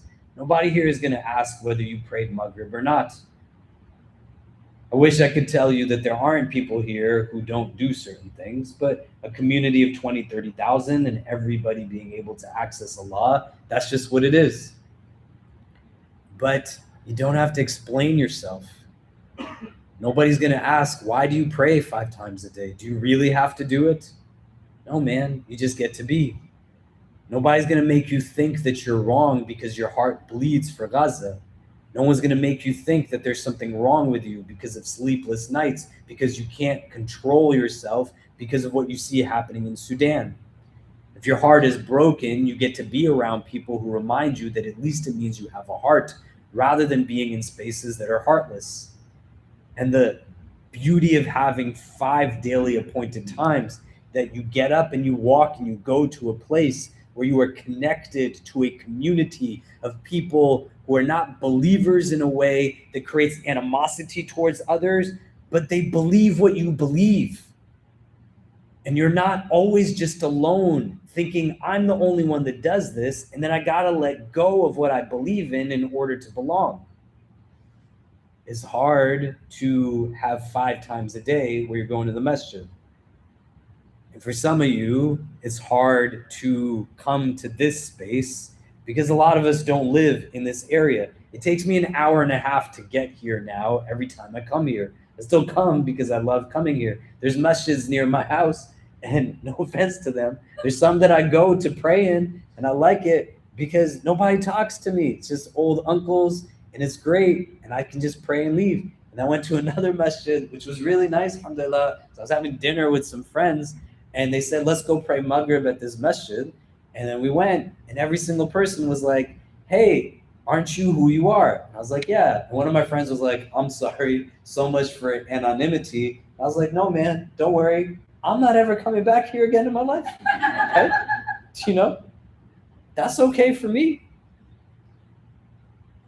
But you have to care about your heart enough to know that there doesn't always have to be a halaqah happening for you to come and sit in a space that you enjoy being in the nights of Ramadan. Just being in the space can create replenishment. Sit in a chair, look out the window. The blinds are drawn. You can see them. They can't see you. Be in a place where you ponder and reflect what you want to be when you're walking on those streets. Why do you only come here once a year? Why do you only come here for weeks on end once a month or 1 month out of the year? Why? So the wisdom of having appointed times and protecting them as if it's their most valuable thing is that it also enables you to get connected to people who have similar direction. They're responding to the same call. They're in a place where the rhythm of their life, it is attuned to what you want the rhythm of your life to be, not people who worship the world. They worship the creator of the world. People who seek to aspire to having behavior influenced by belief that says, who cares what the rest of the world does? I want to be a generous, kind, compassionate, truthful, honest, integrity-filled individual, because that's what Tawheed should inculcate. Do you see? And it upends the idea when you think about it communally and you connect to people. I'm sure if we polled where people came from, there's probably some people in this room right now that your background would be greater in number than others, but it's not a gross majority. You know, fundamentally, I'm not saying this to you as an achievement, I'm saying it to you as a reality. Most masjids don't have people of your demographics sitting in them as much as this one does. Age, profession, phase of life, in addition to race, culture, class, and ethnic diversity. You go to some masjids where there's young professionals and they're all brown men. You can go to some places where people do get together, but you are black, white, brown, you are every race, ethnicity, class, different levels of education, different disciplines and degree acquisitions. There's that many more. Why is that something you need? Because it gives us an understanding that Allah is for everybody. Allah is not just for those who create clubs that are ethnocentric. Allah is for everybody. The whole world is a masjid means that you can pray anywhere in the world, means that a Muslim can be anywhere in the world, means that anyone from any part of the world can be Muslim. Does it make sense? When you come at appointed times, you break the white idea that faith is a private sentiment, and you embrace the Islamic idea that faith is a communal reality. Your Fajr is not just for you, it's for all of us. You understand? And there's a difference that you struggle with it versus you just don't care to do it.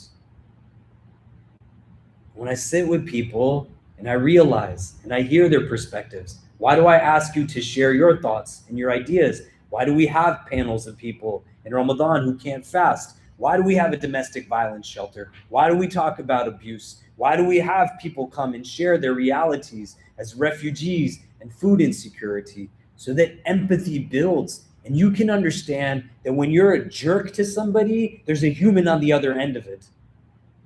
Let alone the absence of you sharing your light in a way that's pleasing to God, you're still going to be asked about every single thing. Do what you want, it's still potentially questionable. Allah grant us ease on that day.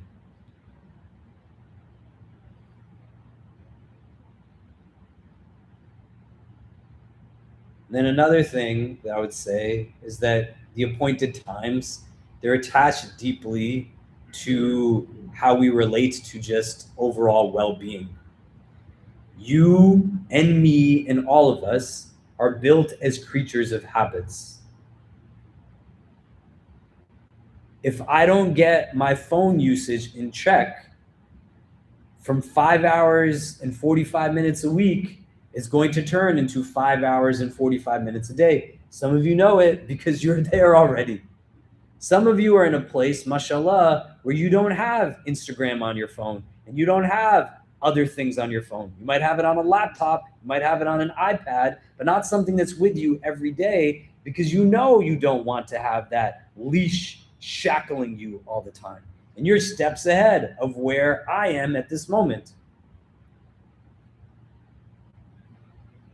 But in understanding where and how, it creates now a sense that your body benefits from regular patterns of rest and nourishment. It thrives off of rhythms and habits. And so your prayer is something that is creating a pause in all this other stuff so that your heart has the ability to recover from pressures of life and to get to a place where you can start to rediscover clarity, purpose, and gratitude. Allah give us all these things. You have to want that for yourself. You have to see prayer as an oasis, a real moment of reflection, contemplation, recentering, as opposed to, I just throw some water on my face I peck at the ground like a rooster pecking, and I get it done within 10 seconds. That's not an exercise, man.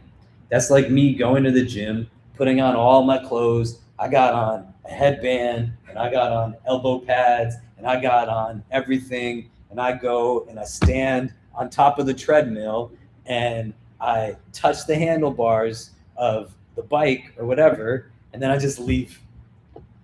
You didn't get dressed up just to go look at the machine. Go run on the machine.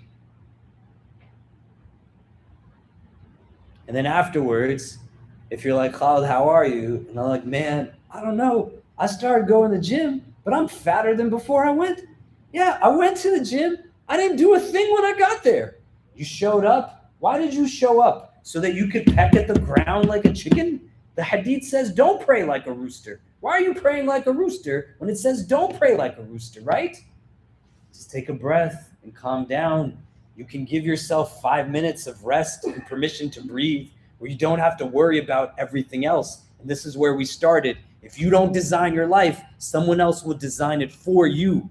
And they'll want you to feel bad that you took 5 minutes just for your self-care. And then everything's in clutter and everything's in chaos and decision-making is hard and everything is just about what I feel because feelings are in overdrive constantly because that's how people get you to buy to numb feelings. I eat to numb, I purchase to numb, I shop to numb, I watch to numb. Why don't you sleep to numb, man? You know why nobody's encouraging to sleep? Because they can't advertise to you while you're sleeping. Why? Go swimming. In the water, you can't hear anything. You're weightless. Do you get what I mean? Well-being, appointed times. It's much more than just ritual. Allah is inviting you to a place to inhabit time with a sense of awareness and a sense of remembrance. أُولَٰئِكَ كَالْأَنْعَامِ. They are like cattle. If you want to live like a cow, like why is that your aspiration? Allah would have made you a cow if He wanted you to be a cow. He made you a human. And what makes you distinct as a human, you have the ability to think deeply, to reflect. You have accountability.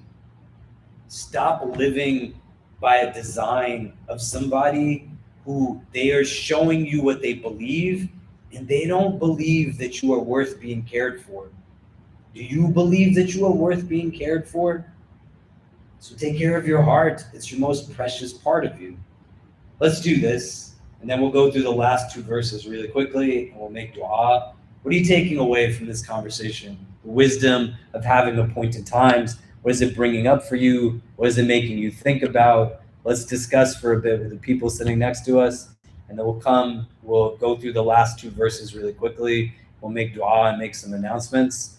And then we'll wrap up. Go ahead.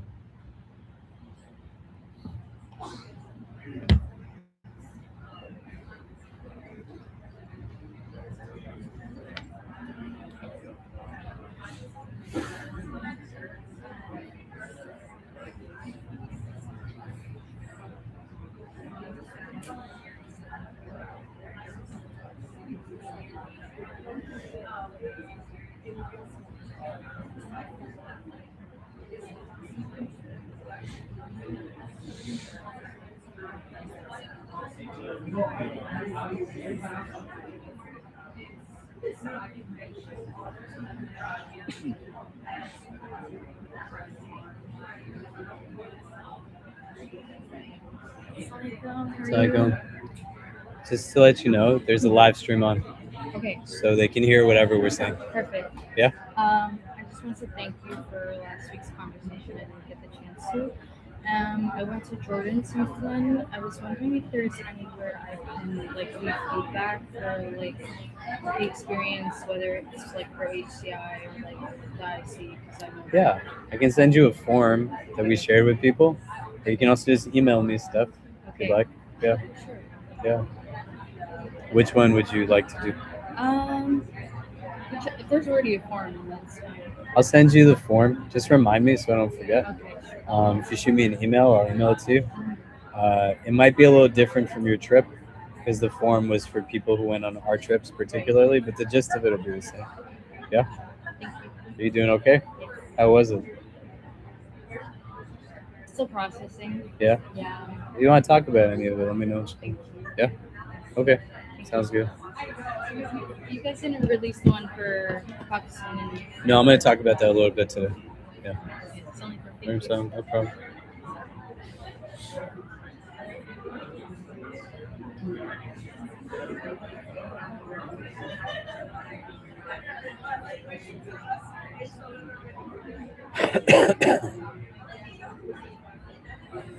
Assalamualaikum. What's up, man? The live stream is on, just so you know. So whatever we talk about, they can hear us. Yeah. You going home to sleep? Yeah. Did you see me again? I saw you, man. So bad. You nap here better than anybody. So bad. You should just keep coming. Please. Sorry. Good.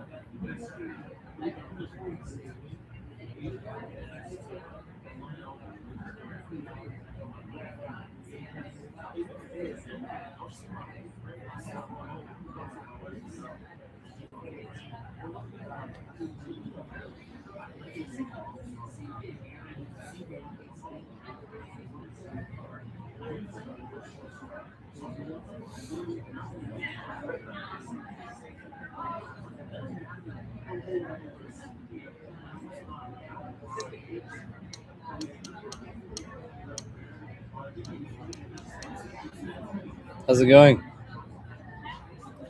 You guys aren't talking to each other? You did? Is Nasreen not talking to you? Is she not talking to you? She did? She sometimes doesn't like talking to people. She did? Yeah. Okay. What are some of the things we're taking away from this part of the conversation? وَالَّذِينَ هُمْ عَلَى صَلَوَاتِهِمْ يُحَافِظُونَ. Like the wisdom of having these appointed, prescribed times. Like, what do you think about this part of the discussion? Yeah, go ahead. Can we get the mic? Sorry, who has the mic? We can hear from one or two people and then we'll move on. For me, I would say the biggest takeaway is like just knowing when to ground yourself, when to separate this world and the relationship that you want to have with Allah subhanahu wa ta'ala. And I think that for me, because my brain operates like I'm always thinking of ideas, I'm always planning, I'm always doing something. Like even sometimes in prayer, I get an idea and I don't want to forget it. And then like it stays in my mind and it just messes up like the focus that I have in the prayer. So it's really allowing myself to prioritize the prayer and knowing when's the right time to be thinking about what I want to, what I have more on the side, like what initiatives I'm doing, or like, and when it's time to like just sit down and submit and realize like what I'm doing in this world is it's gonna stay here and it's not gonna follow me towards like in the hereafter if it's not rooted in Islam. So Yeah. As aware, you're gonna get out of it what you put into it, right? So when you're studying like salah in a fiqh book, they're gonna teach you the shurut of salah, like conditions before you even enter into prayer, you know? And it's not a checklist that's just like arbitrary. It's meant to inculcate consciousness, right? Like, where is the direction of the Kaaba? Am I praying in a clean place? Am I wearing clean clothes, and does the clothing cover my body properly? Do you know? A lot of men don't dress properly for prayer. It's not to knock anybody, right? But when religion becomes heavily gendered and we overtly emphasize like women's dress, when you're praying at Jummah, I'm not saying like you should look, but like a lot of guys don't wear clothes that cover their backsides when they're praying. And if you're dressed in a way where like your aura is exposed, depending on how much of the limb gets exposed, it invalidates your prayer. Do you know? Versus I wake up in the morning as an exercise. My thoughtfulness is rooted in, I'm going to pray in these clothes today, right? Or how do I bring something with me? Do you know? Wudu, right, is the time of the prayer in. You think about it. If you're thinking about whatever ideas you got, but you're out there and you know how to tell the time of the prayer by the sun, and you're looking in the sky at the stars, is your thoughts going to be stuck someplace else? And so engaging in the conditions of the prayer and actually purposefully like creating that, as opposed to just getting the task done, as an alleviator so that your thoughts are present. And Allah is most merciful, man. Do you know? He's looking for a reason to accept from us. But what if I'm sitting with my son and he's telling me something important to him as a 10-year-old, and I just keep looking at my phone? What if you are talking to me about something heavy in your life and I keep looking over there? Why do you want to train your mind with the one who's looking for a reason to accept from you, so that you have that presence also in front of people who your absent-mindedness really hurts a lot? You understand? A best friend going through pain. Hey, you saw me last week. Did you not notice like how much I'm hurting? No, I'm just thinking about my X, Y, or Z all the time, right? And then I become a worshiper of the idea. I'm not saying this to you, right? I hope you know I love you. But think about it from the standpoint of having the difficult conversation. How do I become mentally strong? How do I create mental discipline at the end of the day? Because I have to be bigger than the thought. Otherwise, who's thinking the thought? Do you see? And if I'm in a place where the minute I get into my prayer, my mind automatically takes me elsewhere, Shaitan got you. Your nafs got you. And you're making it easier by sleeping through stuff, by just coasting through it. And then what happens when it's emotionally heavy and you turn to salah? It still doesn't feel healing because the doubt comes in and you're just overwhelmed now by the apparent nature of the heaviness of what brought you to it. If you learn how to talk to God when things are good or neutral, it's gonna be a lot easier to talk to him when things are really difficult, right? Do you see what I mean? Any other thoughts? Yeah.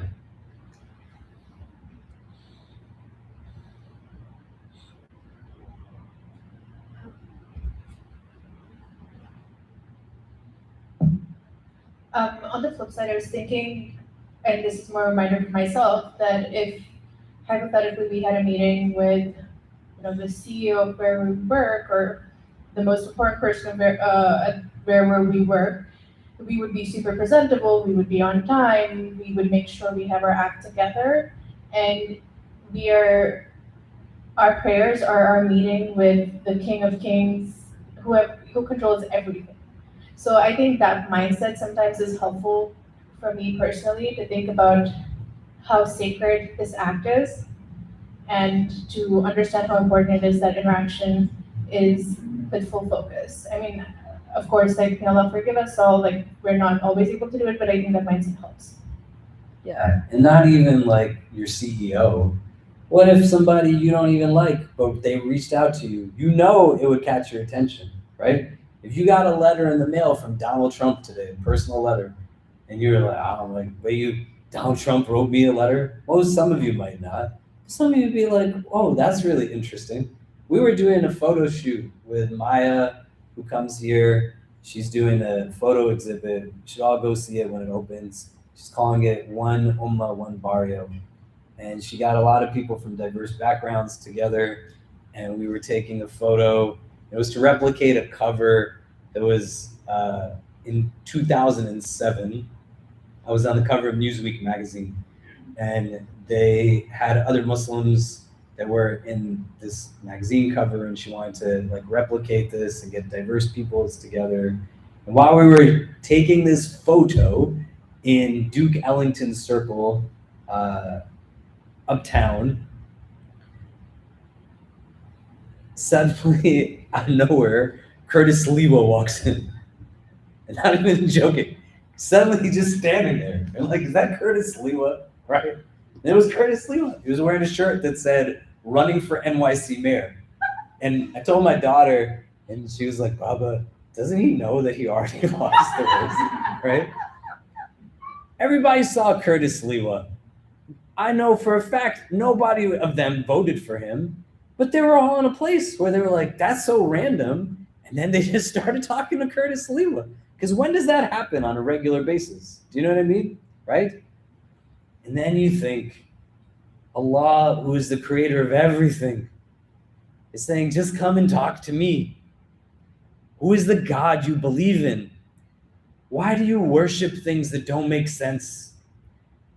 Don't falsify the reality of your condition. You can worship $1 as much as you can worship anxiety.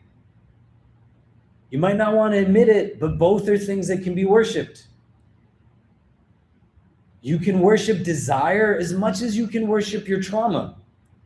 It doesn't mean that you land in that place willfully, but if it's there and that's what you've given the pedestal of the divine, do you know?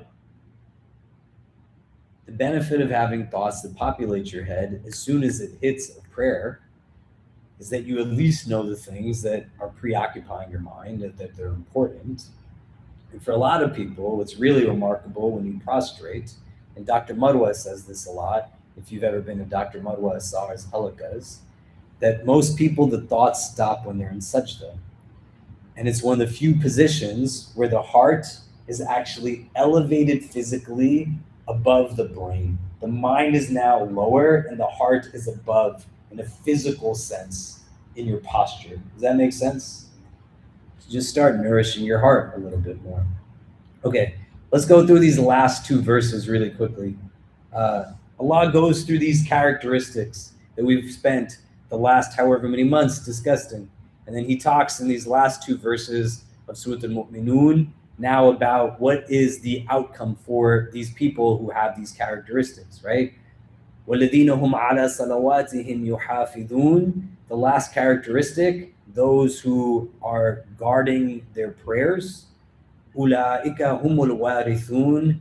They are al-warithun. Those. Ulaika indicates something that's at a distance. If it was closer, it would say ha'ula'i. It's not saying that, it's saying ulaika. And it's not meant to create distance in the sense of kind of emotional distance, but it's meant to emphasize with more of a defined state just about these people as a group, having these qualifications, these mu'minun, may Allah make us from amongst them. Al-warithun is an interesting word to look at here because it's inheritors. It's not saying that Allah just gave it to them, but as inheritors, when you inherit something, it means that you're getting something that belonged to someone else, right? That you have inheritance from a predecessor, and that's rightfully yours, but it was somebody else's possession, and now it gets passed down to you.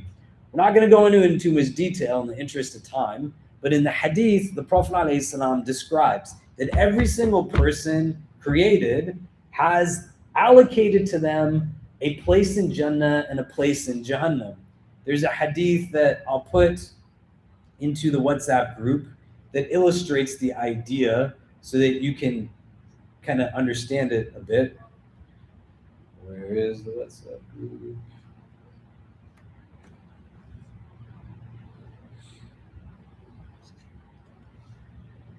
And so if you look at this hadith, Abu Hurairah radiallahu anh, he narrates that the Prophet sallallahu ta'ala alayhi wasallam said, none will enter paradise, but that he will be shown the place he would have occupied in hellfire if he had done evil, so that he may be more thankful. And none will enter the hellfire, but that he will be shown the place he would have occupied in paradise if he had done good, so that it may be a cause of sorrow for him. Removing like the conversations around human agency and predestiny and all this other stuff, which is not what this is like a class about, but just in being able to understand the point here, there is an allocated piece in Jannah and Jahannam, our theology posits, for every single person. Does that make sense so far? When you get to where you get to, may Allah grant us only Jannah. The pieces that don't get claimed, those then get inherited by somebody else. Does that make sense? So an understanding of this is that when you go to Jannah, inshallah, all of us, you might also get a portion of Jannah that was allocated to somebody else but came to you because they didn't get what was given to them in that allocation because they lived a life that had them end up elsewhere. May Allah protect us from that. Right? Also understanding al-warithun, in inheritance law, you have inheritance that the way zakat, for example, has to go to the recipients of zakat. If you have zakat wealth and you are not giving it to people who are of the categories of zakat, and you are required to, we talked about rules of zakah and whatever else. Maybe we'll do a deeper dive into it for people after we wrap this up. But in understanding, it's haram for you to take money that belongs to someone else. It's a crime. So zakah money is owed to them. If you keep it, it's haram money for you. Does that make sense? You don't want to be lax on it. Learn the rules. Inheritance is also owed to the inheritor. And the rules of it, we don't have to delve so deeply into right now, because that's not, again, what the point of this is. But whether I have, like, my kids are great, mashallah. Inshallah, they grow up to be good human beings, and all of us, do you know? Say I was a terrible son to my father, God forbid. Or I was a great son to my father, inshallah. Regardless of that, one or the other or anything in between, I still am entitled to the inheritance that is owed to me as an inheritor. You can give all your money away and gift it to whoever you want to before you pass away. But if someone passes away, you're allowed to bequeath up to 1/3 of an estate, but 2/3 of that estate goes into a formula based off of living inheritors that are Muslim to take your inheritance. Does that make sense? And if it doesn't get to them, it's a crime. And what this verse is saying, Ulaika humul warithun, those people who have these characteristics that we have spent this time, alladhina yarithun al-firdaus, they are the ones who will inherit al-firdaus. which is understood to be the highest level of Jannah. May Allah grant it to us. That there are narrations in the hadith that say that when Adam alayhi salam and Hawa alayhi salam were in Jannah, they were in Al-Firdaus. And Al-Firdaus, where they were, was so large in its magnitude, it had the capacity to fit all of humanity that would ever be created just in Al-Firdaus. We want to spend some time reflecting on Jannah, the realities of Jannah and what it means. Not just a place that we think about in terms of physicality, but what does it mean to be in a place that has no busyness? A place where there's no anger, no racism, no injustice, no inequity, where there's only peace, there's only tranquility. Why would you not want that for yourself? May Allah grant it to all of us. What the verses all together are saying, hum fiha khalidun, they will be there in eternity, is that these are inheritors, that if they embody these characteristics, just like it would be criminal for an inheritor to not get their inheritance due to them, it would be a crime for people who embody these characteristics to not inherit Jannat al-Firdaus. Do you understand? You just have to determine, why would you not try to do it at least? That's all Allah asks, the ajrs in the struggle. When you think about religion, it's not just about mom said this and grandma said this or Sheikh so-and-so said this, right? You gotta not see religion as something inherited, nor as something that someone who inherited taught to you as a sociological identity variable if you converted to it. You have to be open to the idea that you make mistakes. All of us do. And then you have to really think about, do you believe in this thing or not? And how does belief influence behavior? And you get down into it at a deeper level and start to engage it at that level. And these characteristics are given to us, not so we rotely memorize, not so we talk about at an academic level, but so that we try to embody the characteristics. الذين هم في صلاتهم خاشعون والذين هم عن اللغو معرضون والذين هم للزكاة فاعلون والذين هم لفروجهم حافظون والذين هم لأماناتهم وعهدهم راعون والذين هم على صلواتهم يحافظون. You memorize it so that it becomes mantra. You take the meaning and then you ponder and you reflect. You go back and you revisit as you move through life. There's reasons why we recite Surah Fatiha every single day. We change, its verses stay the same. It's got to speak to us. As you grow and you have maturation, you go back to it and you have strategy. And the consequence to it is nothing other than Jannah. If I was to ask you, did you live today as if you believe Jannah is a reality? Did you live today as if you believe that there was a creator of Jannah? If the answer is no, man, just realign in a place that allows for you to start then living in pursuit of something that isn't just simply rooted in the finiteness of this world. And all you gotta do is try your best. I want you to spend some time with these verses and think about what they're not mentioning. A lot of them are about inward qualities. Attentiveness, restraint, generosity. Do you get what I mean? It's not talking about wealth and affluence. It's not saying how many kids you have or don't have, what kind of car you drive, if you're married or not. It's not that these aren't things that you would want for yourself, but they're not defining characteristics and variables. You got to identify what gets in the way and presents itself as an obstacle to then have the gradual progression that says, I'm just a work in progress. What are the verses not mentioning, and why did Allah mention these things? We're gonna wrap up here. Next Monday, inshallah, I'll still be here, but Sheikh Amar Shukri is gonna be doing a program on Monday night. I will start at 7. It's gonna be on Surah Al-Falaq. He's doing a tour around New York City, just on different chapters from the last part of the Quran, Juz Amma. These are the shorter kind of chapters of the Quran. Some of you might be familiar with some of them. And Sheikh Amar is a good friend of our community. Whenever he's in the city, he always makes sure to tell me and says, what can I do for the IC and when can I do a program for the community? So come out on Monday, be in his company. He's a good brother. I've known him for probably almost 20 years. He and I went to Sudan together earlier this year and got to spend some time. He's from Sudan, and it was really great to see Sudan through his eyes and hear his reflections on it.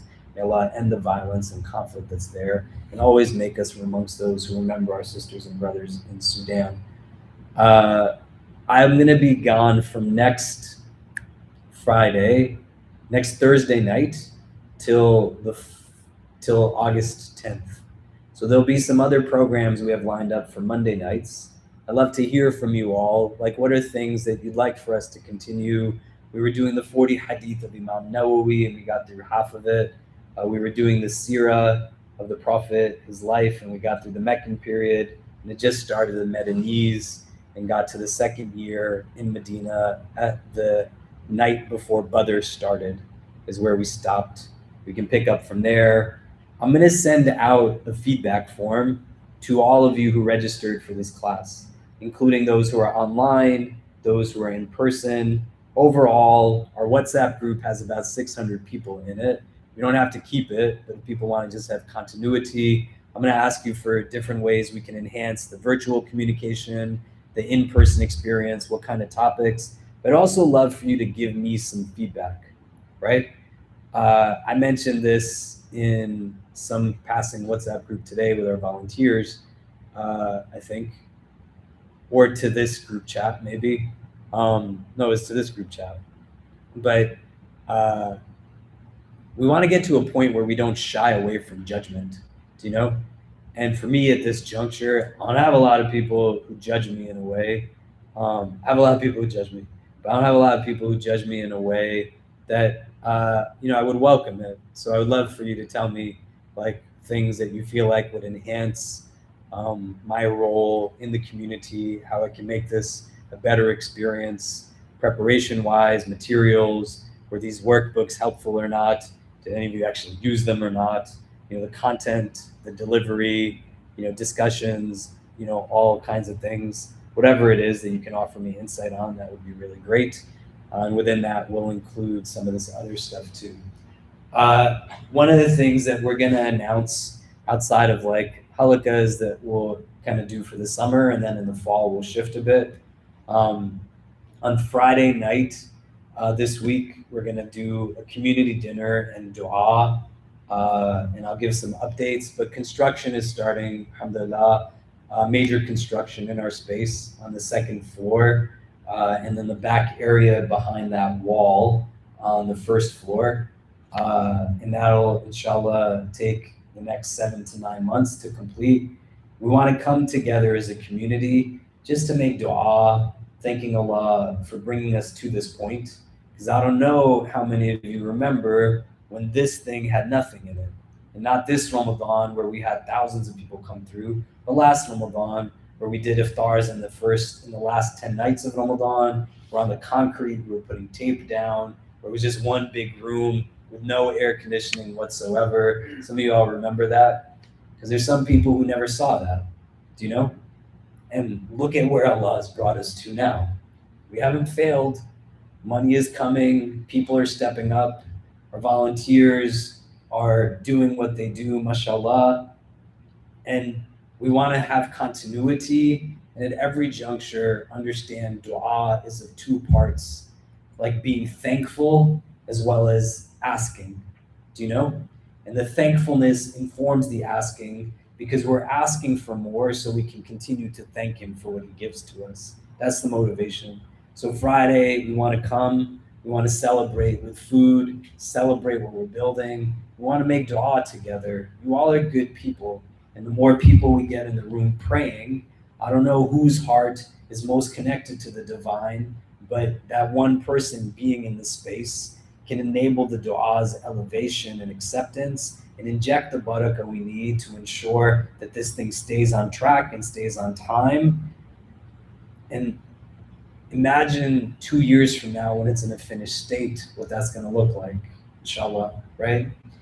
So we create moments that we remember so that we're able to reflect, and then we teach people the history of our community through positive moments. There's enough things that we have to deal with difficulty. It's okay that we take a pause and we celebrate how we're coming along. Does that make sense? So come on Friday night. We'll send out an email about it soon. RSVPs, so we can just get an accurate head count. This Friday, we're going to shift Jummah to 3 different Jummah times.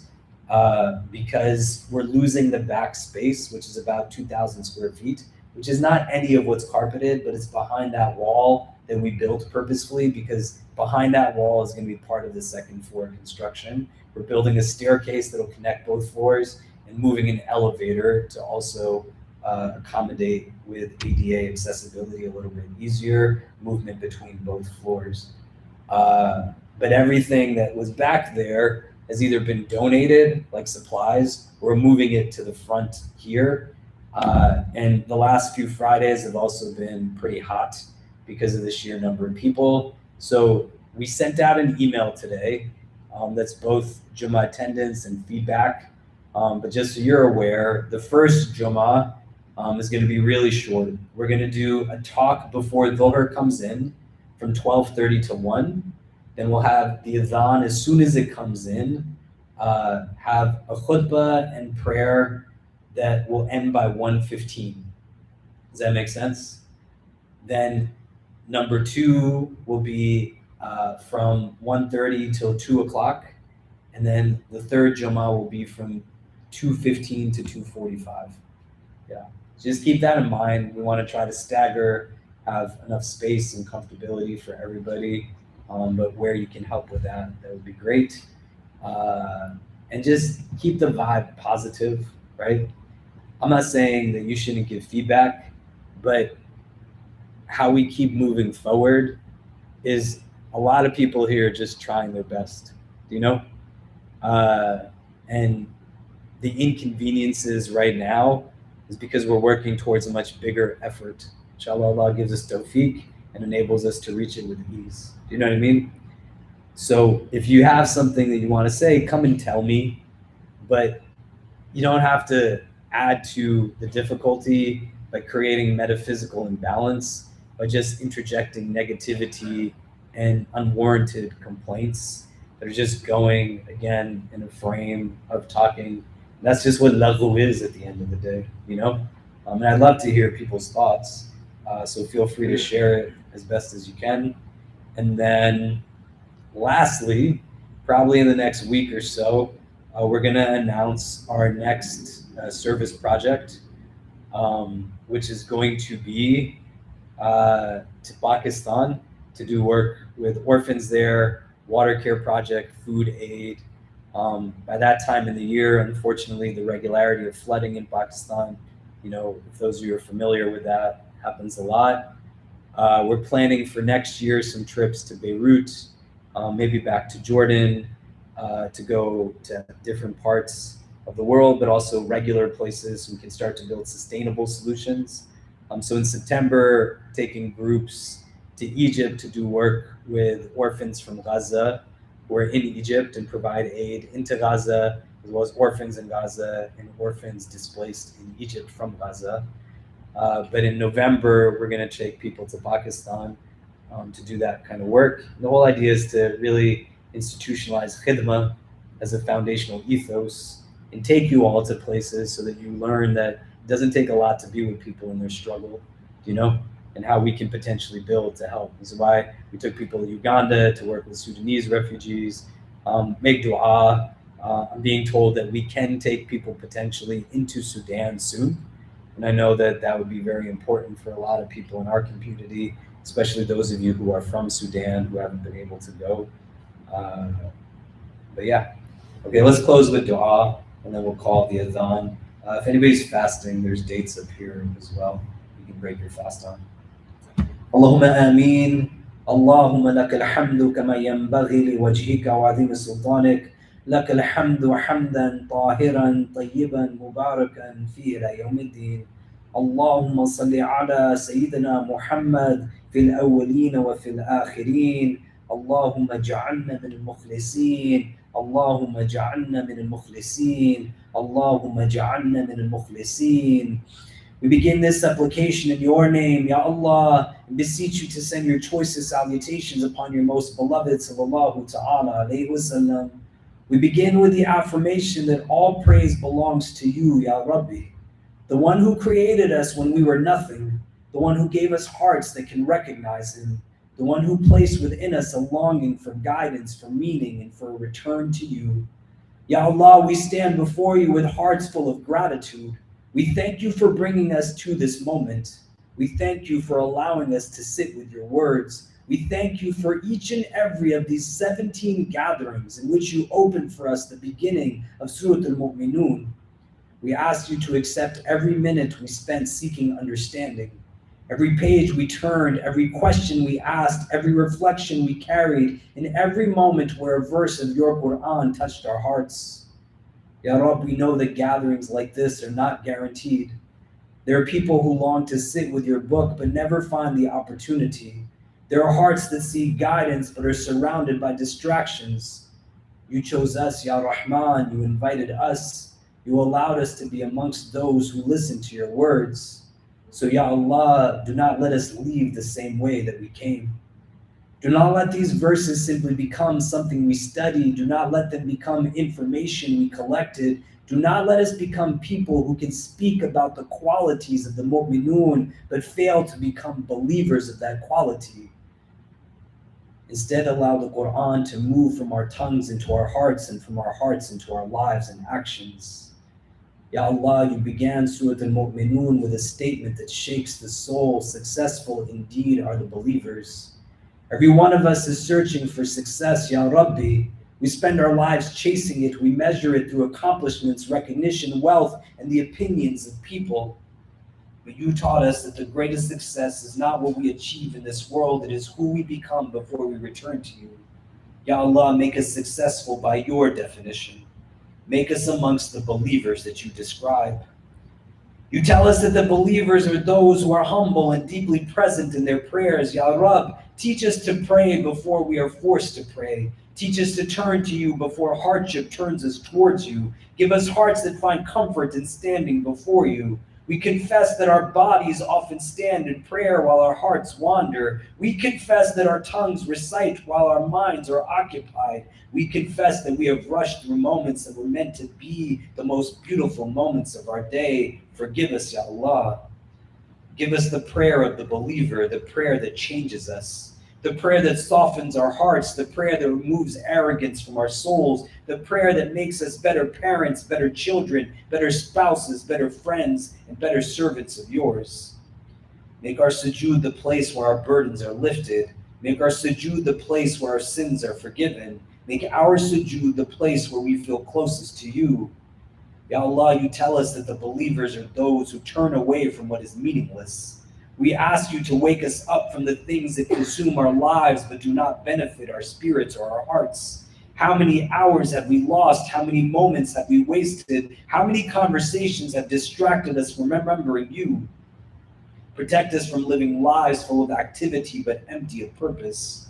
Do not allow us to be people who have time for everything except you. Do not allow us to be entertained by everything except your remembrance. Do not allow our hearts to become attached to things that will leave us when we need them most. Give us purposeful speech. Give us meaningful relationships. Give us time that is blessed. Ya Allah, you tell us that the believers are those who purify themselves and they give generously. Ya Allah, purify what only you can see. Purify the parts of us that we hide from everyone else. Purify our attentions, our hearts from envy, our hearts from pride, our hearts from wanting to be seen, our hearts from loving the world more than we love you. Ya Allah, do not let us look righteous on the outside while carrying sickness on the inside. Make our hidden selves better than our public selves. Make us people who give not only with our wealth, but with our mercy, our patience, our forgiveness, our time, and our care for your creation. Ya Allah, you tell us the believers are those who guard their modesty. In a world that constantly calls us towards temptation, protect us. Protect our eyes, protect our ears, protect our thoughts, protect our hearts, protect our families. Give us the strength to walk away from what displeases you, even when no one else would know. Give us haya, consciousness of you that stays with us when we are alone. Make us people who remember that every hidden moment is seen by the one who knows every secret. Ya Allah, you tell us that the believers are those who honor their trusts and fulfill their promises. Ya Rab, make us people of integrity. Make our words trustworthy. Make our commitments meaningful. Make our responsibilities sacred. Help us recognize that every blessing is a trust from you. Our families are trusts, our relationships are trust, our knowledge is a trust, our bodies are trust, our time is a trust, our iman is a trust. Do not allow us to betray the trust you have placed in our hands. Ya Allah, you tell us that the believers are those who guard their prayers. Ya Rab, bring us back to Salah again and again. When we are distracted, bring us back. When we are comfortable, bring us back. When we are struggling, bring us back. When we are celebrating, bring us back. Make prayer the anchor of our lives. Let the first thing we seek be you. Let the last thing we seek be you. Ya Allah, you promised these believers inheritance of the highest paradise. We ask you for Al-Firdaus, Ya Rab, not because we deserve it, not because our deeds are enough, but because your rahmah is greater than our failures. Ya Allah, we come to you with imperfect worship, imperfect hearts, and imperfect efforts, but you are the most perfect, the most merciful, Ya Arhamar Rahimeen. Ya Rab, if these verses exposed our weaknesses, let them not discourage us, let them guide us. If these verses showed us what we lack, let them show us the path forward. If these verses remind us of the believers, let them awaken within us the desire to become amongst them. Ya Allah, make us people of the Quran, people whose hearts are softened by it, people whose character is shaped by it, people whose homes are illuminated by it, people whose final moments are blessed because of it. Ya Allah, bless our teachers who carried this knowledge to us.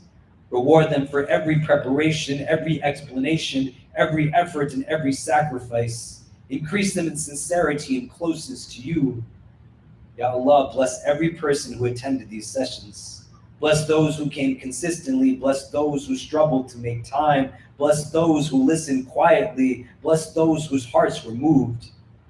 Ya Rab, accept this gathering from us. Let the angels record that we gathered seeking you. Let this Quran be a companion for us in this light, in this life. Let it be a light in our graves. Let it be an intercessor for us on the day we stand before you. On the day when wealth will not help us, when status will not help us, when our names will not help us, give us hearts that are sound. On the day when people will flee from one another, bring us closer to your rahmah.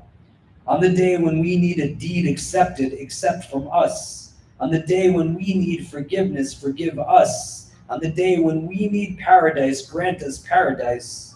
Ya Allah, make us amongst those about whom you said, those are the inheritors who will inherit Al-Firdaus. They will remain there forever. Ya Allah, give to us only the best in this world. Give to us only the best in the next, and protect us from the adab of your fire.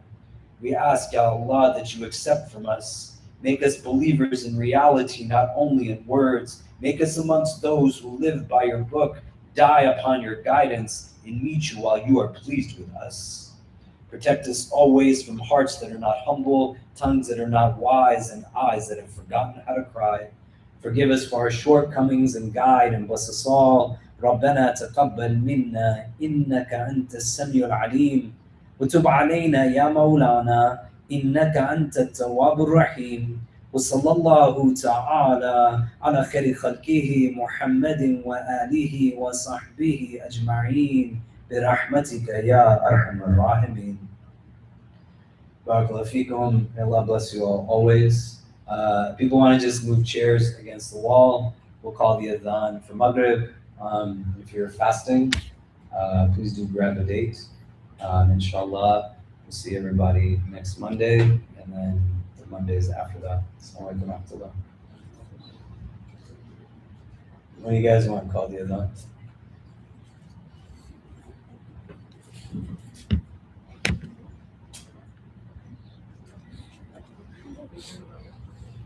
Imam Khalid. So for the Sudan, will it still be with the Doctrines of Mercy, or will it be something different? I don't know. No? I'm not sure. No, I meant you said that we still can potentially go into Sudan, right? If I don't know who will go Okay, that would be a separate thing. from It's what. supposed to be arranged, like from the Allahu We can talk Akbar. after Maghrib. Are you gonna be here after Maghrib? We'll talk after Allahu Maghrib. Akbar. Jazakallah for the talk. And would you have a few minutes to talk maybe after Maghrib? I have something I want to just ask you about. Is it something serious? Not terrible. But I don't have an office here. Wait, hold on 1 second.